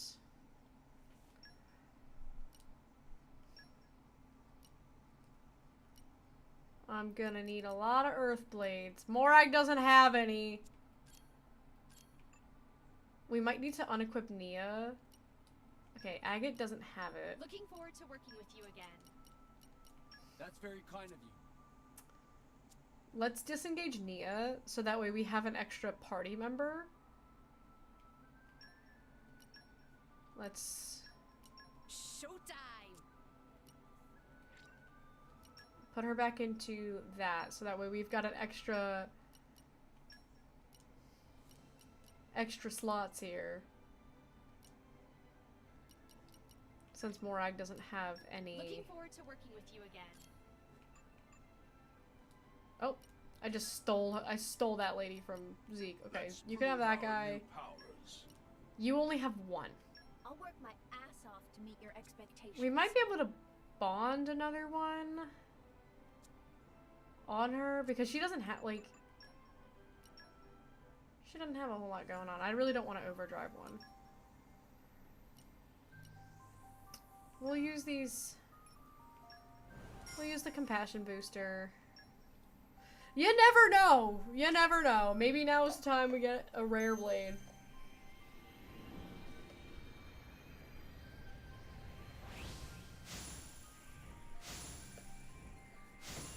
That was Florin on the second one, who is a rare earth blade that I don't have. Shaking my head. Please be earth. You're lightning!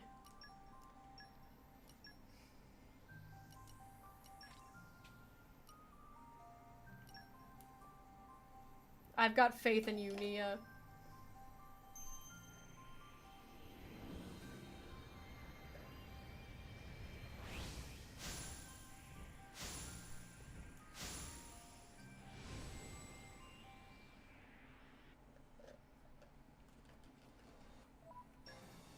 Earth?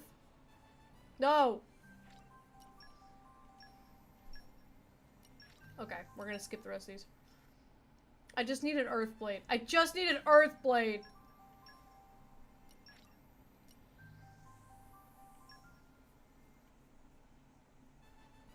I just need any... Literally any earth blade. Just, oh my god, all she's getting is water.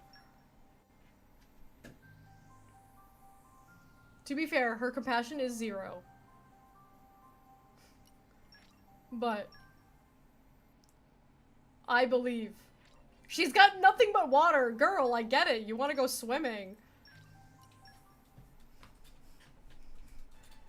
Oh my god. Compassion? Oh my god, now we're full. Look, I'm doing it on Nia because I don't want to use an overdrive on this because that's stupid. I got so many water blades. That was so dumb. I'll see you around sometime. Get out of here. Oh. Get out of here. That's ice. Get rid of this water blade. Get out of here. Oh, nope. You know what? Yeah, you get out of here too. This is painful. All I need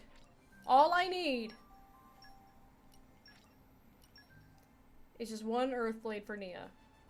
Just one not water blade. Nope, that. Just one blade that's not water. Just one that's not, please. Just one earth. Earth, please, earth. Now.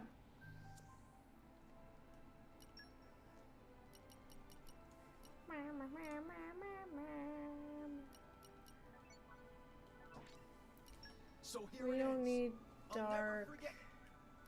Sure, you'll never forget me, buddy. Sure thing.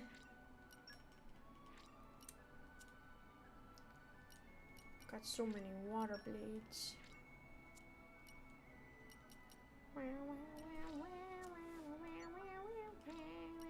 So-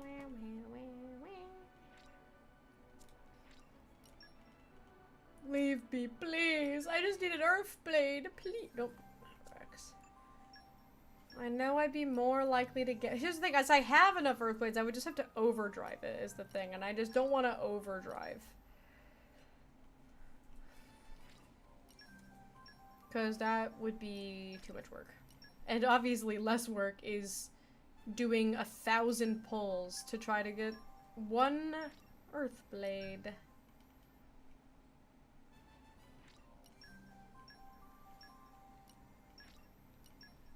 Nia, I have so much faith in you. Girl, please. I believe in you. I have so much faith. You can do this. I believe in you. If I get full again, I'm just using an overdrive on a common blade. I'm doing it. Okay. Alright. Overdrive it is.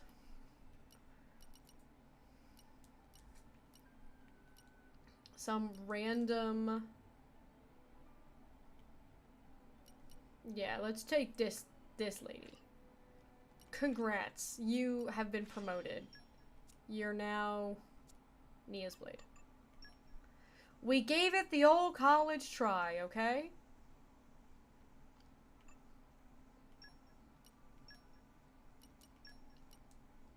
Hey. There we go.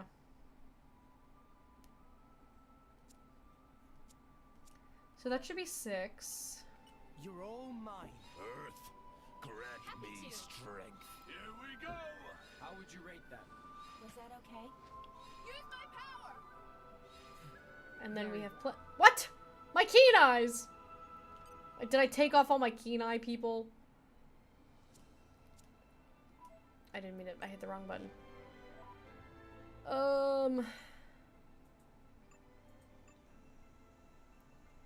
Does Morag have anyone with keen eye?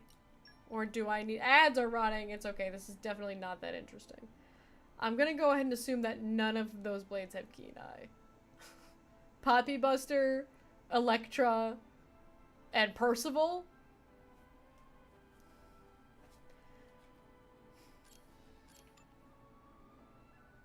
Oh, it's because Agate had keen eye, but I took Agate off for this because Agate doesn't have Earth Mastery.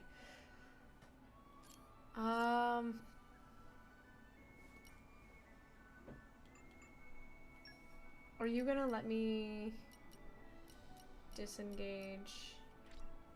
Nope, they're not gonna let me disengage my throw. Morag just doesn't have anybody. I'd have to overdrive. Which, like, I can.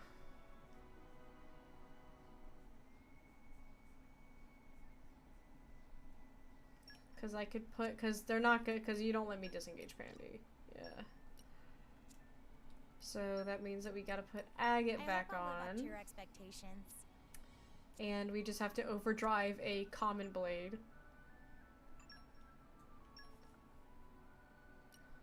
To Morag.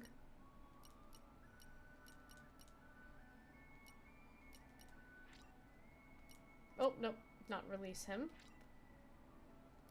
Overdrive him to Morag. And then we take Morag. You can count on me. Okay, that should be good. I better get something so good from this excavation. Earth, grant me strength. Leave this to me. How would you rate that? Was that okay? Use my power! Very well. Very Watch I do all that, interesting. and watch Bridget have, whatever it needs to get her level 2 be super attainable. Treasure acquired. We'll see what it is. Key to something. Great. Let's look at Bridget. What do you need to hit the next level of Keen Eye? Use 4 desserts. Yep, we definitely could have done that.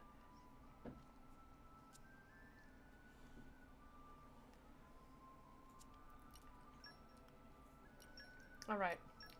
Let's make everyone normal again.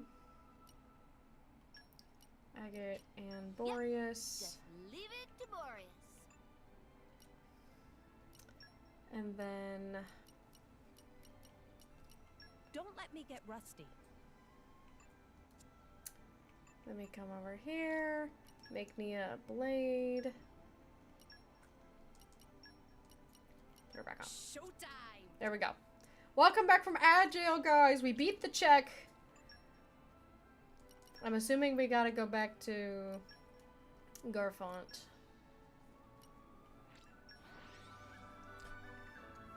I moved everything around just to finally realize that I actually could have passed that check by giving Bridget some dessert. Hey, Ursula's here. What's up, Ursula? No time for that. No time for that, Goku. Certainly look pleased with yourselves. What happened? This is for you. What is this, a key? Judging by the carvings, I'd say this is an ancient Nalpan artifact, just like the murals. What a find! Pretty impressive, right? But it seems we are lacking a keyhole. You take this. You have a better chance at finding the keyhole than I do. I pray you find a keyhole to fit it. We will do everything in our power.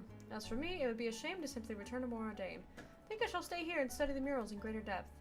You've been an immense help. Thank you for everything. I don't know how much more depth you can get from us fully interpreting it and finding the treasure that they were alluding to. Okay. We hit Corvin's level 5.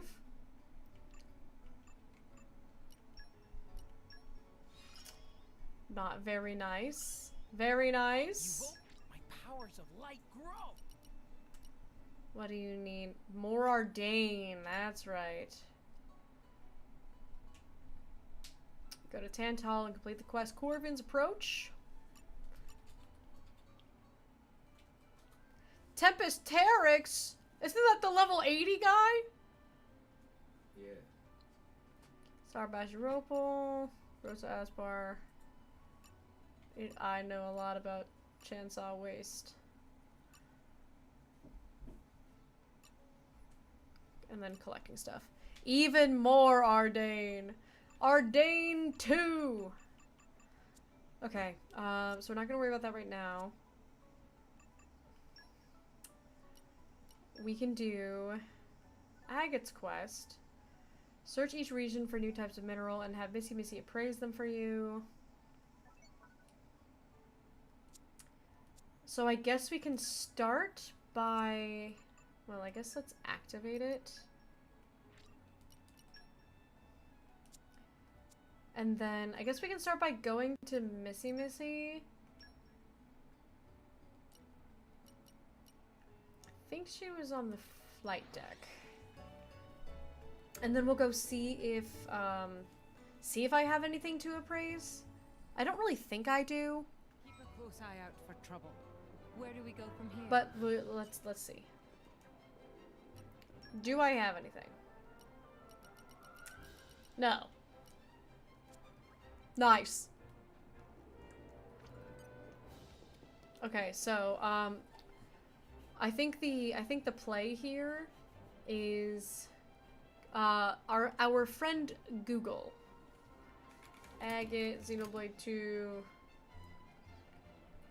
mineral locations.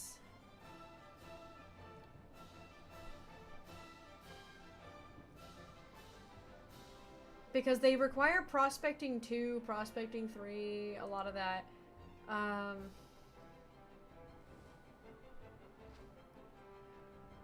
But my fear is that I do not have prospecting 2. I currently have prospecting 1. And in order to get prospecting 2, we have to obtain ore and get it appraised 4 times. So, Agate, you're making me really work for this right now. This is a lot. We have to mine in every area to get... Because I was like, it's kind of crazy we're not at that point yet. Okay, mine in every area. So I would say let's just start in Gormott, but it said that the Gormott one is prospecting level 3.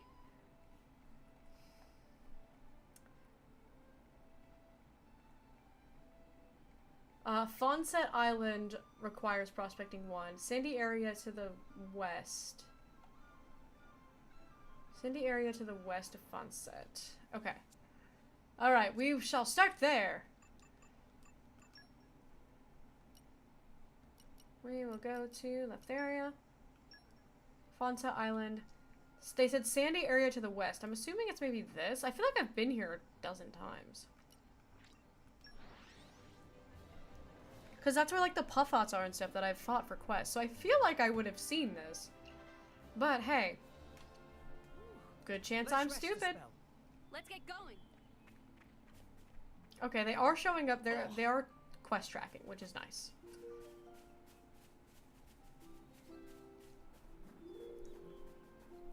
Do I have to go, like, down? Yeah, that'll do it. I definitely don't think I went down here much. Wait. What? It's saying I have to go another 30 meters that way. But I was on the right level. Is this gonna... Aha! Aha!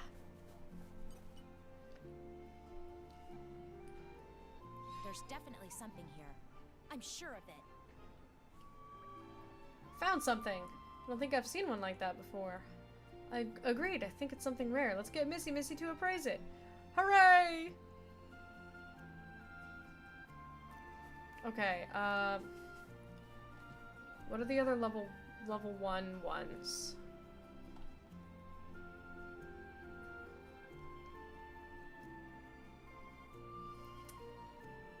Can I just pull up a list?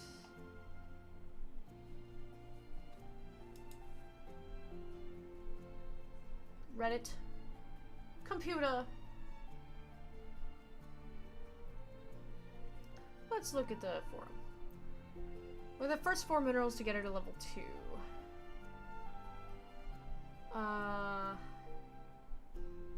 Oh my god, they have a Google Sheet.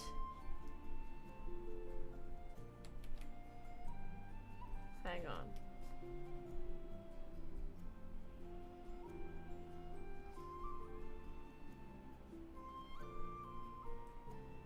This is just- what the hell even is this? This is too much. This is just like everything in the game ever. This is literally a sheet with every single quest, everything ever. Okay, here we go. I found it.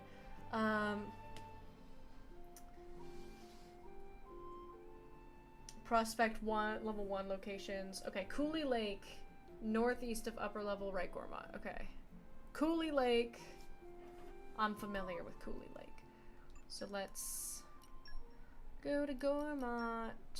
And that's not the right button. Go to Cooley Lake. Is that gonna be the fastest? Is that... Yeah. What did they say? I already forgot. Northeast of upper level. Okay.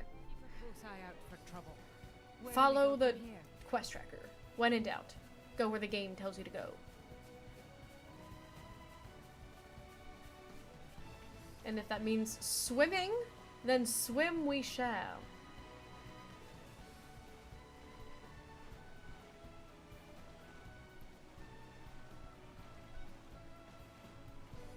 Over here. Big frog. Are you special? You're very big. He is special. And he's 45. We can take him. Okay. Step 1. Give me this. There's definitely something here. I'm sure of it. Bugs? Bugs? No way, no way, no way. You're gonna make me fight bugs for this? Well, Let's show him a thing or three. it's only level 25, but it wasn't aggroing me, but I didn't get the key item. So I'm assuming that I have to fight this guy to get the key item. Oh, I missed that topple. Just freak this guy up really fast.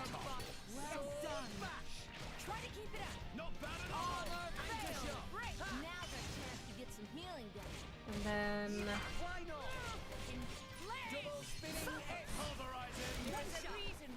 what the, whose crab is this? And whose crab is that?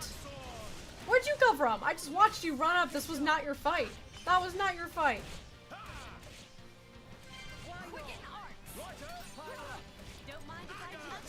I'm gonna burn out. Oh, you're gonna just change your element, huh? And now you're dead, okay?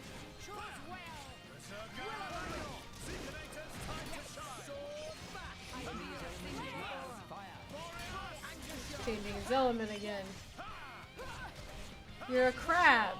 Crabs don't do that. I missed.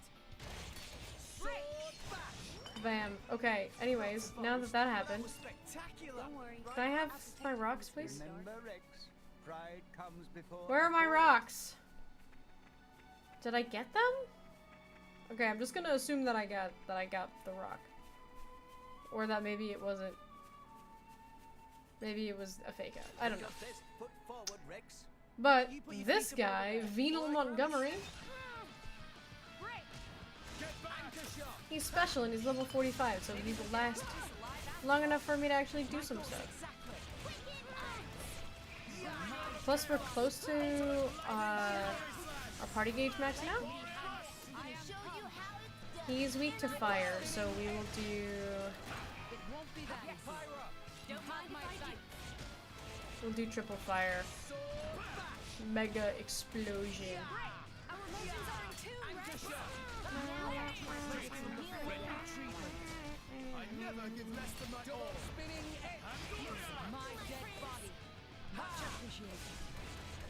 Come on, get that level 2 up, buddy. There we go. And then Bridget can finish that one.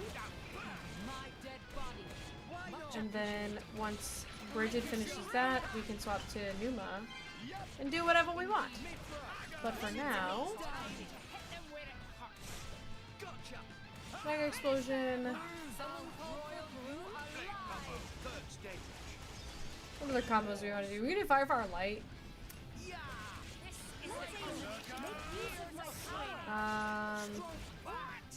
Ow, okay, he did a blowdown. I'm sealing blowdowns. That's it, you have lost blowdown privileges. We'll have Bridget do the volcano, and then I will have Numa finish that.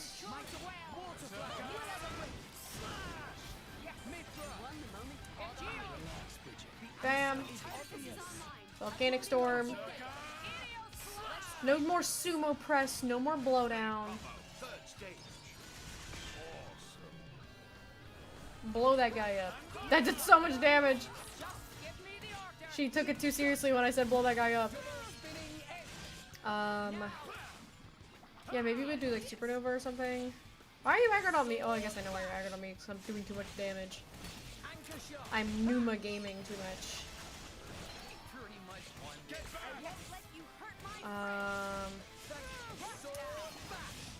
Yeah, we don't want to do lightning because the only way to end that is fire. Haha, you can't blow me down. Okay, I've got Gamma Ray. I don't have to do it as Numa. So I'm cutting it a little bit closer. We'll do that. Because I wanted Morag to get a little bit closer to hers. He's not even gonna survive a chain for long enough for us to chain attack. I was gonna chain attack him on 3. Okay, do it. I'm giving you the order. Corvin's probably going to kill him here. If not, we chain attack for the XP.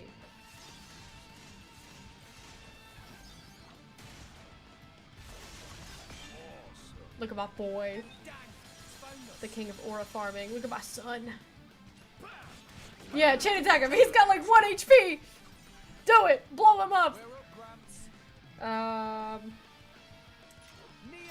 We will start with water to guarantee that break.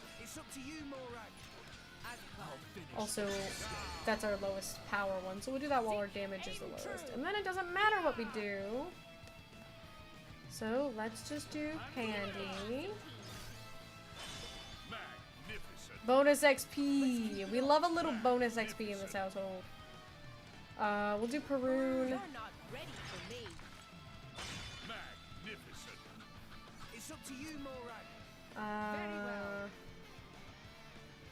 This also doesn't matter, so we're just gonna do Corvin. Excellent job, Corvin. And then we'll do Agate this time.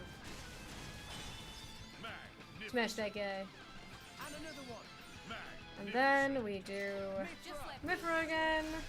Oh, I missed that first quick time. Uh-oh. And then we do Corvin again. He's so cool.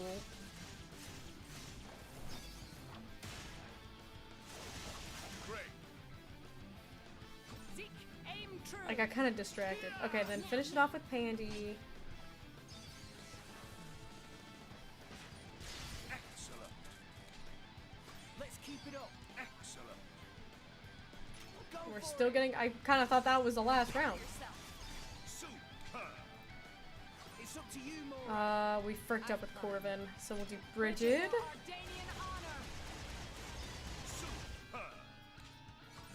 And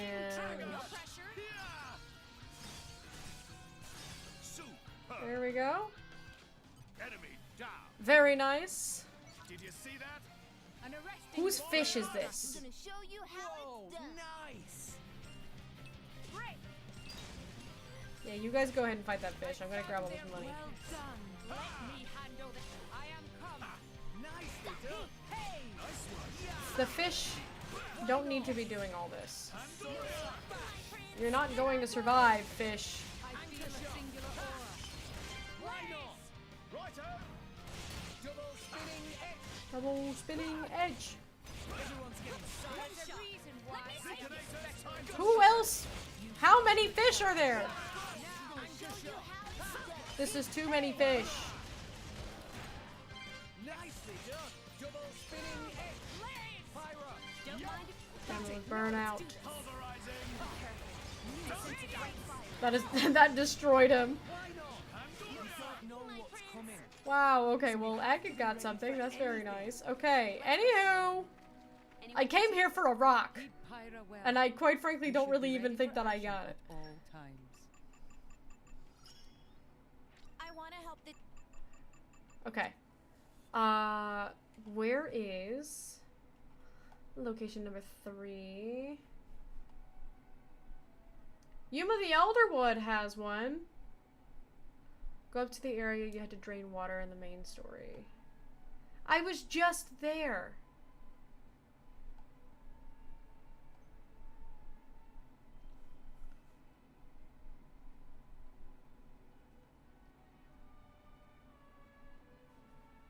Okay, you and the Elderwood.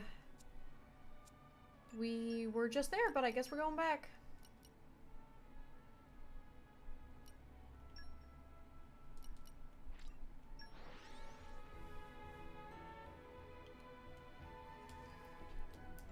I'm a menace to this world.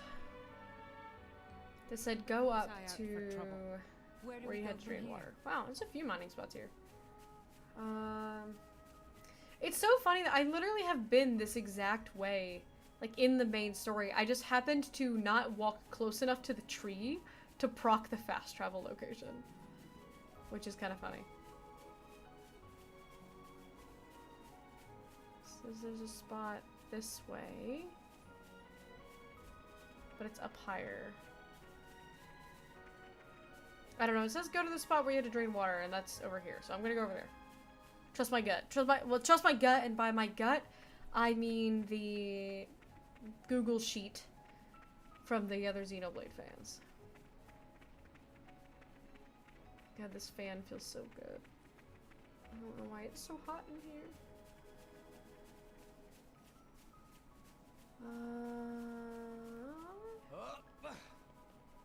How do we get over there?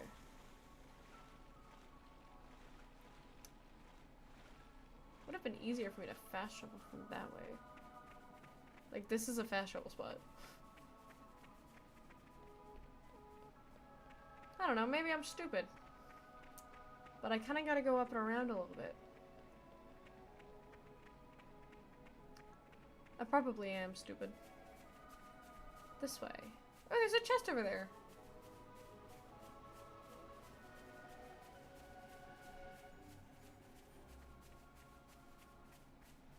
There's a chest. And some pepitos. Oh!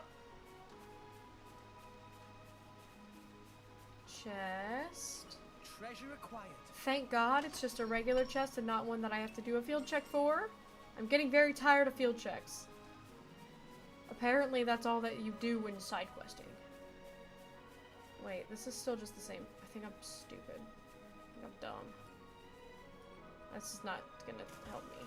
Just ended up back where I started. I gotta go up the lizards. I gotta go where the Ignas are.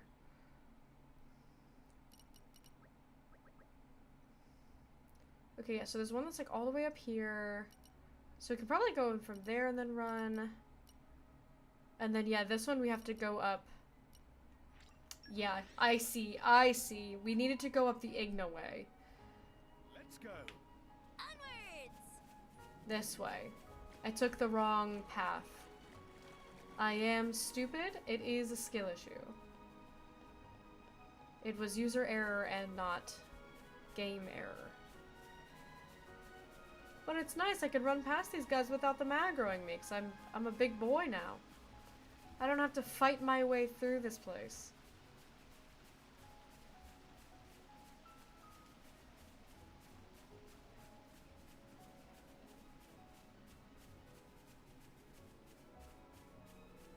Alright. Should be... Yep. Right over here.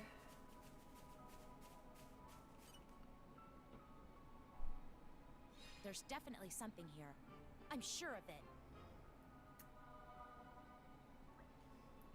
More bugs! God damn it! Agate, calm down! No, Agate is reasonable. She's underreacting to this. That's not even a bug! Do I have to fight it? Like, I'll try. But I didn't get a pop-up that I got a mineral. And...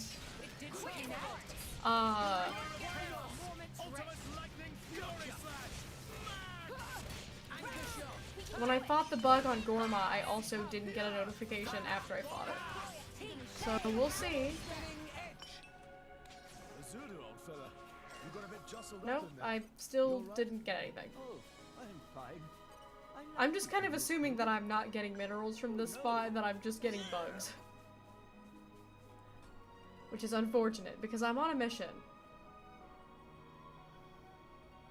Okay,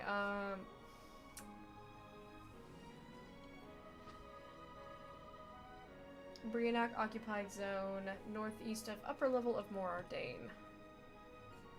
It's the place with the high level enemies.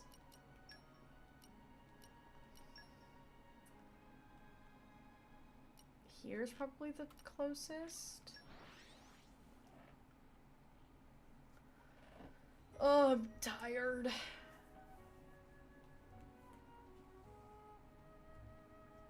came a pretty long way, eh? Yep, 200 meters. There we go. Because these guys I can fight.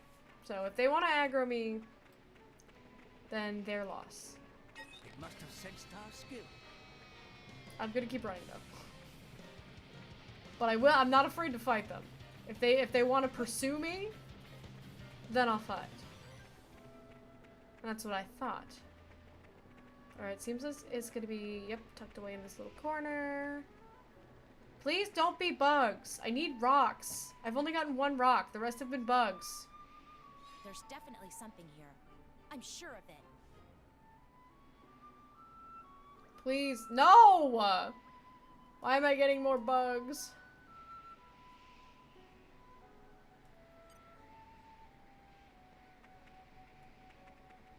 You know what? I'm just not even gonna fight this guy. Well, here's what I'm gonna do. I'm going to go to Argentum. And I am gonna go talk to Missy, and we're gonna see. If I have only one, then that means that if there's bugs, there's no stone. If I have 3, then that means that defeating the bug gives me a stone. And if I have 4, then interacting with the spot gives me stone.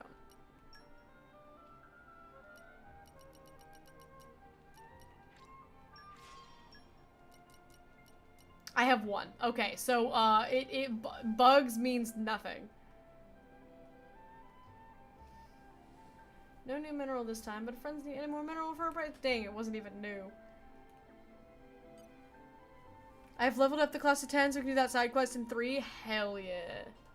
Very proud of you. Okay, why am I getting nothing but bugs?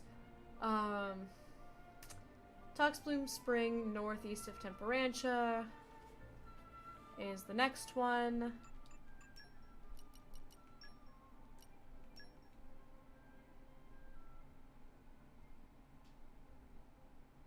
I think that's this.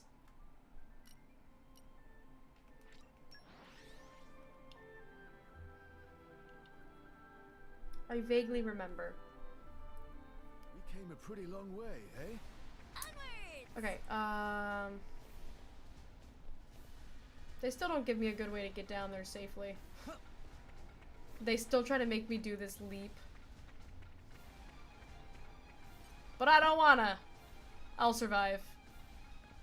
See?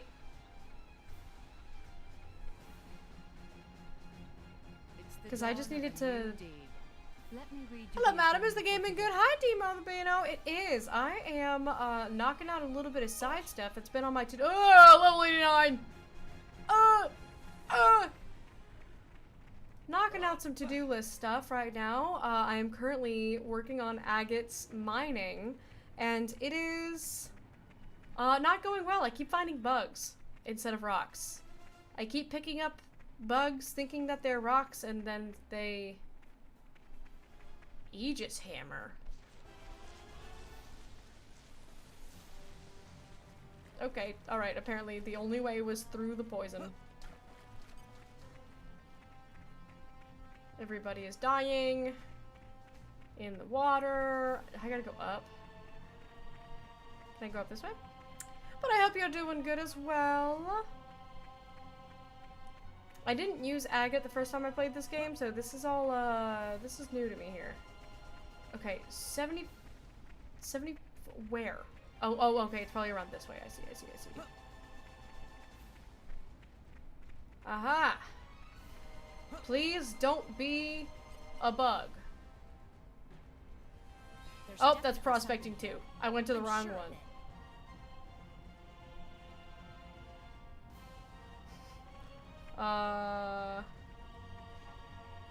There's one that's, what is that, 500 meters this way?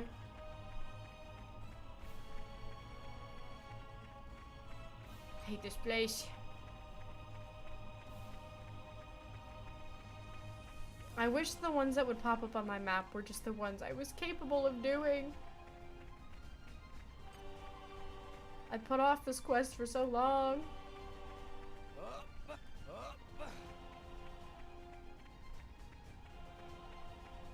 I can't even see how far away the other one is. Because all I see is the 800-meter one. But the other one, I'm pretty sure it's closer. But I can't Yeah, 200. Okay, there we go. Over here...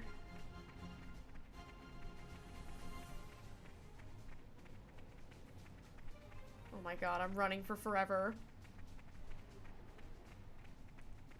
As long as nobody aggro's me, I can just keep on running and keep on yapping. Keep on vibing.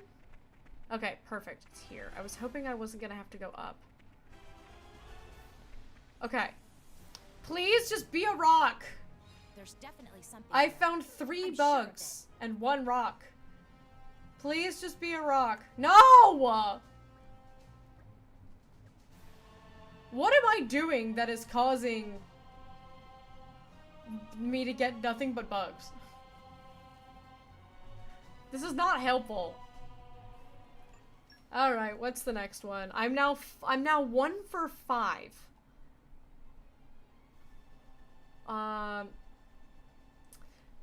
Pepito's Haunt has one. Oh man, I was also just there.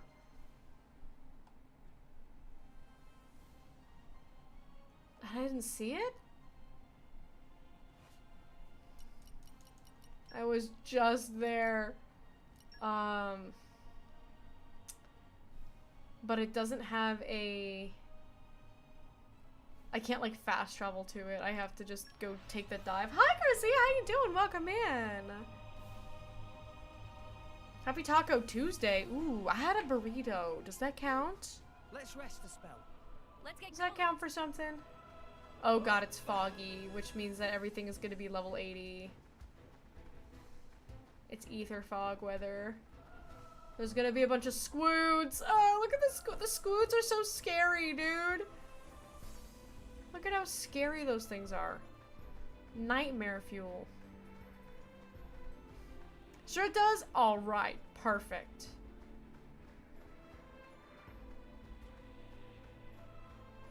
The ether fog is scary. God, and I have to do this stupid dive field check again. Because there's not a fast travel point. I was just here. I don't remember what this takes. Fortitude. I know all there is about Water mastery. I can take that. No Iron heart beats in Fortitude 3. And water mastery 5.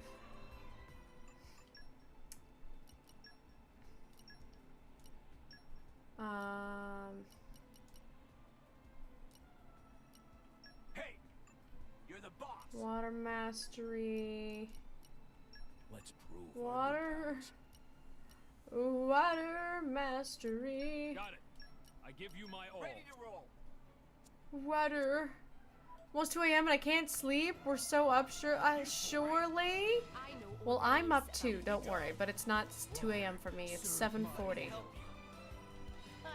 Please tell me I have. Okay. All right, we did it. We did it. I'm back in the building again. Back in Pepito Hell. Now, where's the stupid check? It's not showing up on my map anymore.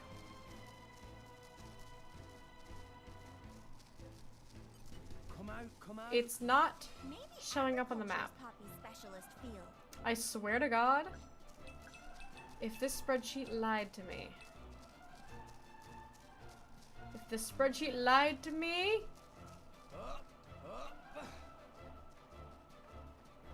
Because I thought it was weird that I didn't see it, because I was like, I went through this like whole area. Pretty small place. Oh my God. I don't think there's anything here. Ugh, normal awake. It is normal awake time for me. It's epic gamer hours for me. Okay, well, I guess, yep, I got lied to. I've been betrayed. Okay, I got the one in Fonset, Poison Puddles in Middle Worm-Ridden Cave, and Spirit Crucible. Oh my God. Oh, there's also West of Central Plains Temperantia. I feel like that's the one that I went to. So there was another one in Temperantia. Because we didn't go to Toxbloom. Alright, well, let's go back to... Whoever made this list... Yeah, it is in Central Plain. Is this Toxbloom? I think that's Toxbloom. Whoever made this list, they should have put it in order of, like... You know, like a farming route. Because they're just, it's like, these two were in the same location, but they're on like completely separate parts of the list, and so I just like, I was just going down the list the whole time. But now I gotta come back in the building again. Get rusty. Alright, let's get Corbin. Okay, where are we at to? And... Yep. Boreas. Leave it Leave to it to Boreas. Boreas. I hope I'll live And up then to your Agate. expectations. Okay.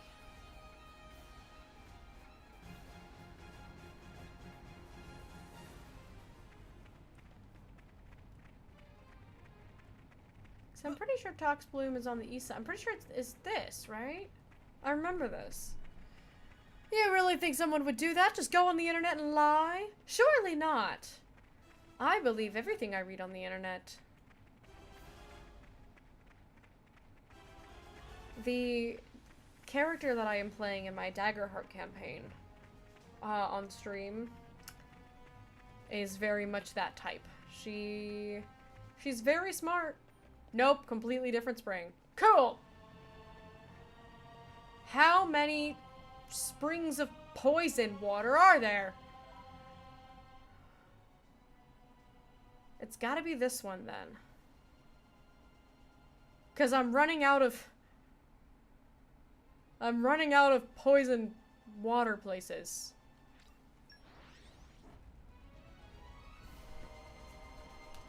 I'm playing a character who has a lot of book smarts, but 0 street smarts. So very intelligent, but absolutely would just like believe you if you said something to her. Because why would you lie? Why would you would have no reason to lie to her. And one of the other players in our party is the opposite. He's very, very street smart, but he's got like no book smarts, and I'm looking forward to seeing them interact with each other.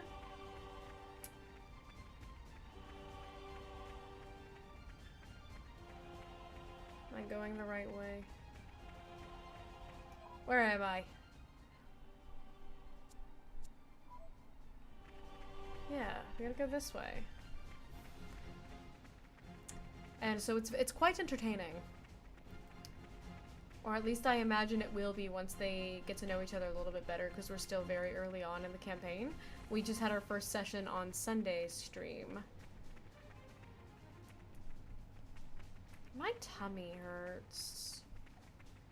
I'm having some hot girl problems. There's some poison water. Are you gonna be the Tox Bloom Spring? I'm concerned because I'm not going towards, okay,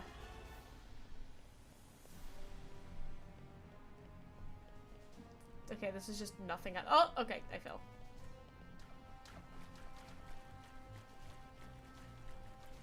Can I get out of the water, please? I died. I didn't think you could die in the water. I thought you just go down to 1 HP. Oh my god. I'm miserable. Agate, I'm about to bench you forever if you keep this up. Let's get her HP back.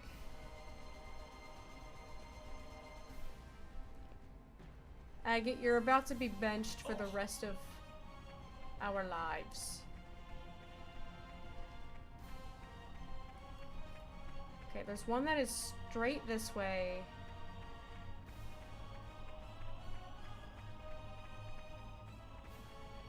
I'm getting farther away from it. Oh wait, no. That's the wrong. I'm going to the far one. Oh my god. It's gotta be closer to the garrison, right? I'm like heading, yeah. I was wondering if maybe Profaned Place would be closer. I may be stupid. Hello, don't mind me. Just gonna go ahead and leave. I went there and, you know, learned my lesson, learned to not mess with them. I did beat all of those guys, but then I couldn't open the chest. And I know that the guy in the egg is a big old super boss. So, not messing with that.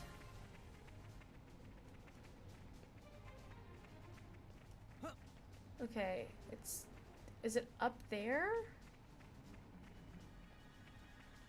What even is up there? I don't think it's, I feel like it'd be more up here. Big guys.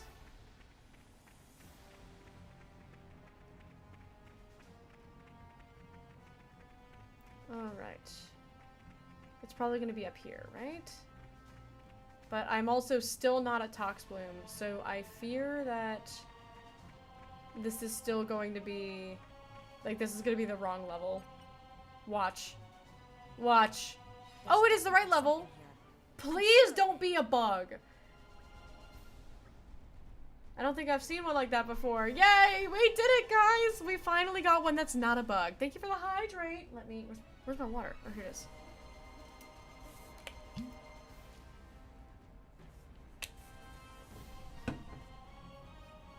Alright. We finally did it. We got a rock. We're now 2 for 6.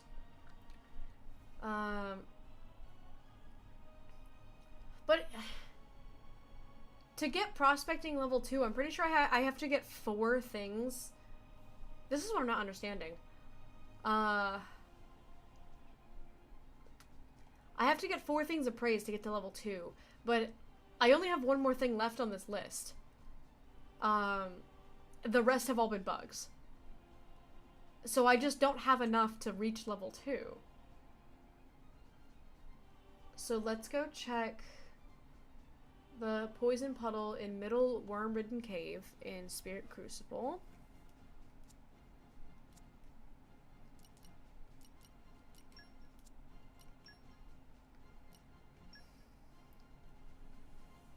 Middle Worm-Ridden Cave. I hate Spirit Crucible. All my homies hate Spirit Crucible. Let's rest a spell. Okay. Let's get going. It says there's 2 locations that seem to be close to each other.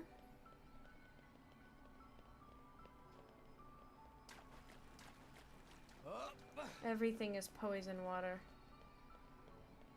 Okay, so let's check this one.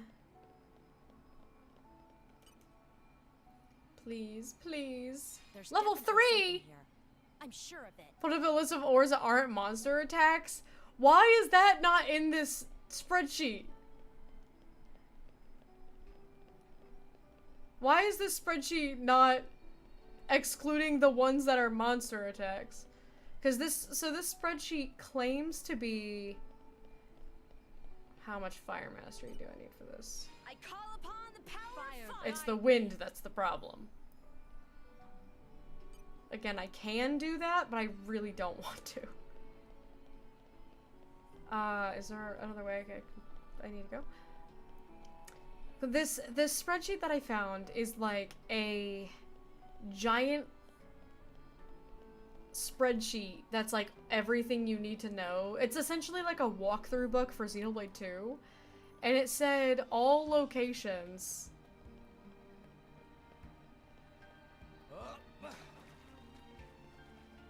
Alright, let's check this one. Come out, come out. That wasn't what I meant to do. There's definitely something Please, here. Agate, I'm please. sure of it. But it's like... Oh, thank God. Why would they include the monster ones? Why would they include that? Like, this one, it was, like, made by a fan. It was on Reddit. It was, like, super upvoted. I was like, yeah, I could surely trust this.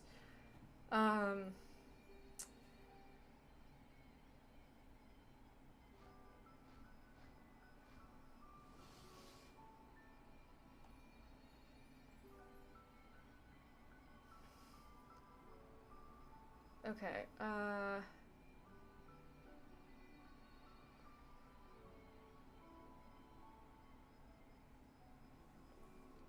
probably just listing all the places. But why would they? What's the point? Why would they do that? Okay, Penitent Spring. Where the hell is that? I don't remember.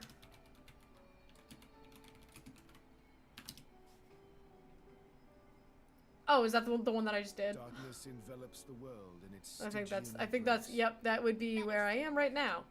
I thought that was a new one.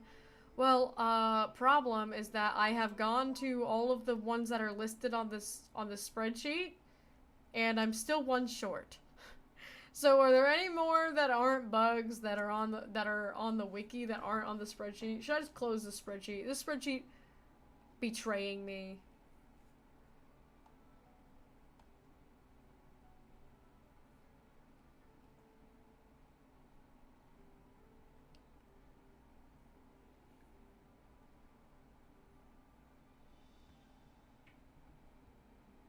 Trying to see if anyone else said anything insightful on this.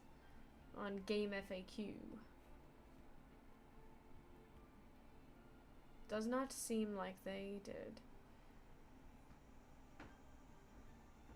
Okay, here we go. I can filter by... Okay, I see. Behind some snake. Okay, got the one that was behind the snakes. Pepito's Haunt! That's the thing. Pepito's Haunt is not... Here's the problem. This wiki also says that there's 4 at level 1. But I went to Pepito's Haunt, and there was not a check there.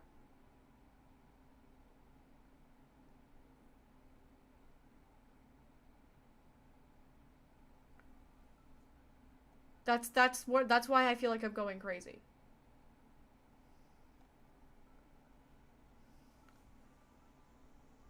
Because I went there and it's not a big place. There was nothing showed up on the top, like on the quest, like direction tracker on the top. Nothing showed up. And I ran around the whole area and there was no mining spot.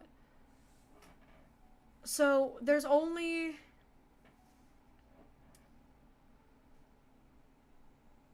There's only 3 that I can do that are prospecting level 1.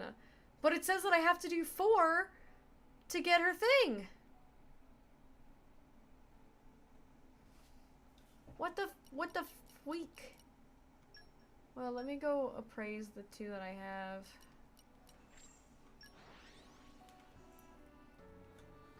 Like, I was there twice.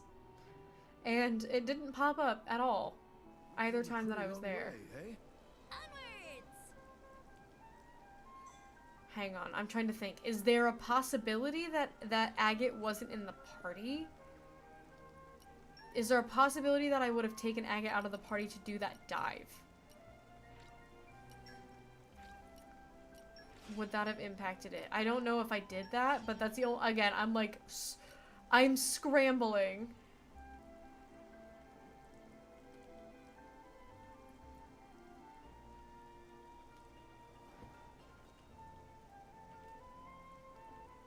No new minerals. It's possible. That's what... Okay, that's what I'm wondering. But here's my thought. Why would I have taken her off my party? Why would I do that? Especially because I hate going to Pepito's haunt because I have to run super far and then do a dive check to get there. Why?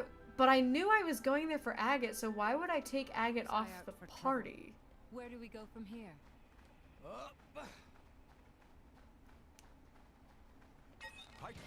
No, no, no, no, no, no, no. Leave me alone. Leave me alone. Leave me alone. Leave me alone. Leave me alone. Leave me alone. Leave me alone. Leave me alone. Please. Leave me alone. Please. Leave me alone. Please. Please. I'm just trying to get a rock. I'm just trying to get a rock. Please. No! Out of juice. It's fine. I got spawn camped by that guy. Do it properly this time? What was I supposed to do about this? I had the audacity of loading in. I'm so sorry that there's ether fog right now.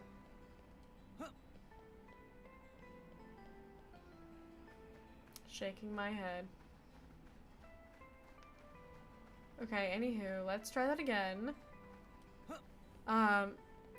Maybe, it's very possible that I just kind of like blanked. Yeah, no, you know what? I did because I put Gorg on. That's what I did because I needed the fortitude. So I had swapped to Gorg. And then I guess I didn't swap back. No, that's exactly what I did. Alright.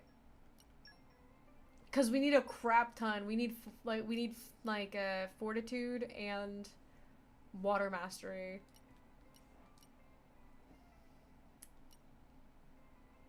So I pretty much have to swap like everybody in order to make it.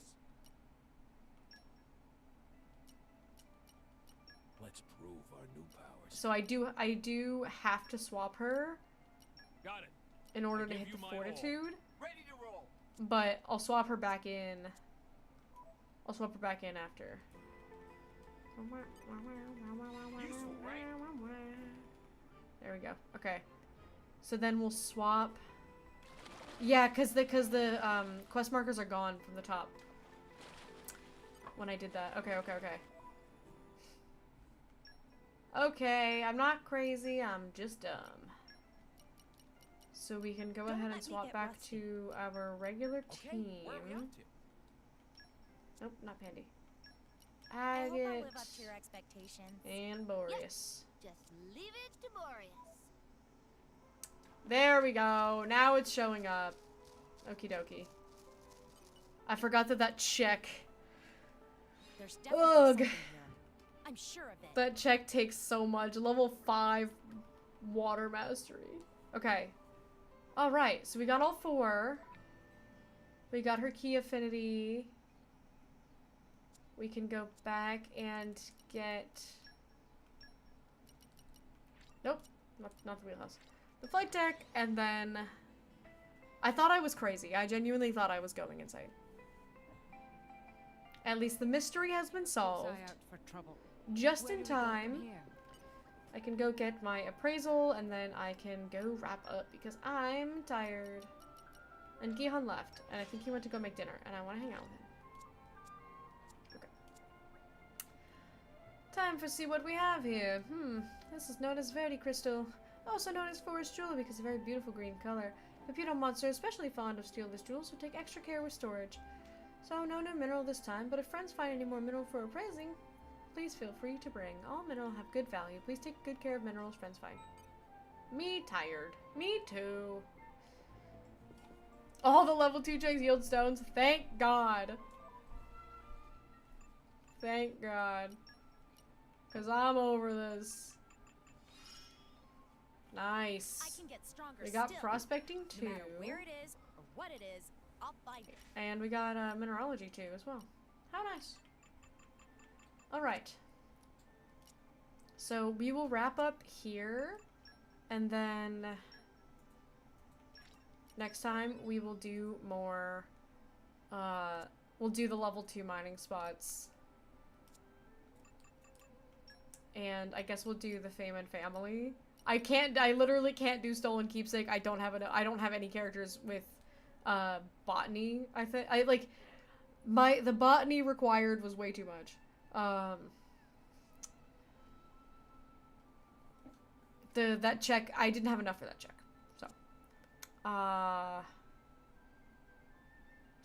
But we'll figure that out. We'll figure something out there. But I know I saved, but I'm gonna save that game one more time. Common Blades should have botany. I tried to look it up, and it only gave me the name of rare blades. I didn't see anything that said that they could, but it's very possible that they can, and that either the website didn't say it, or that I just overlooked it. I'll have to do a little look-see on that tomorrow, or not tomorrow, Thursday. Again, might not stream Thursday. I mentioned this earlier. I might not stream on Thursday because Gihan and I have a hot date to Hadestown, which is one of my favorite musicals. If you have an AMC theater near you, I highly encourage you to go check it out. It's a fantastic musical. The music is great. I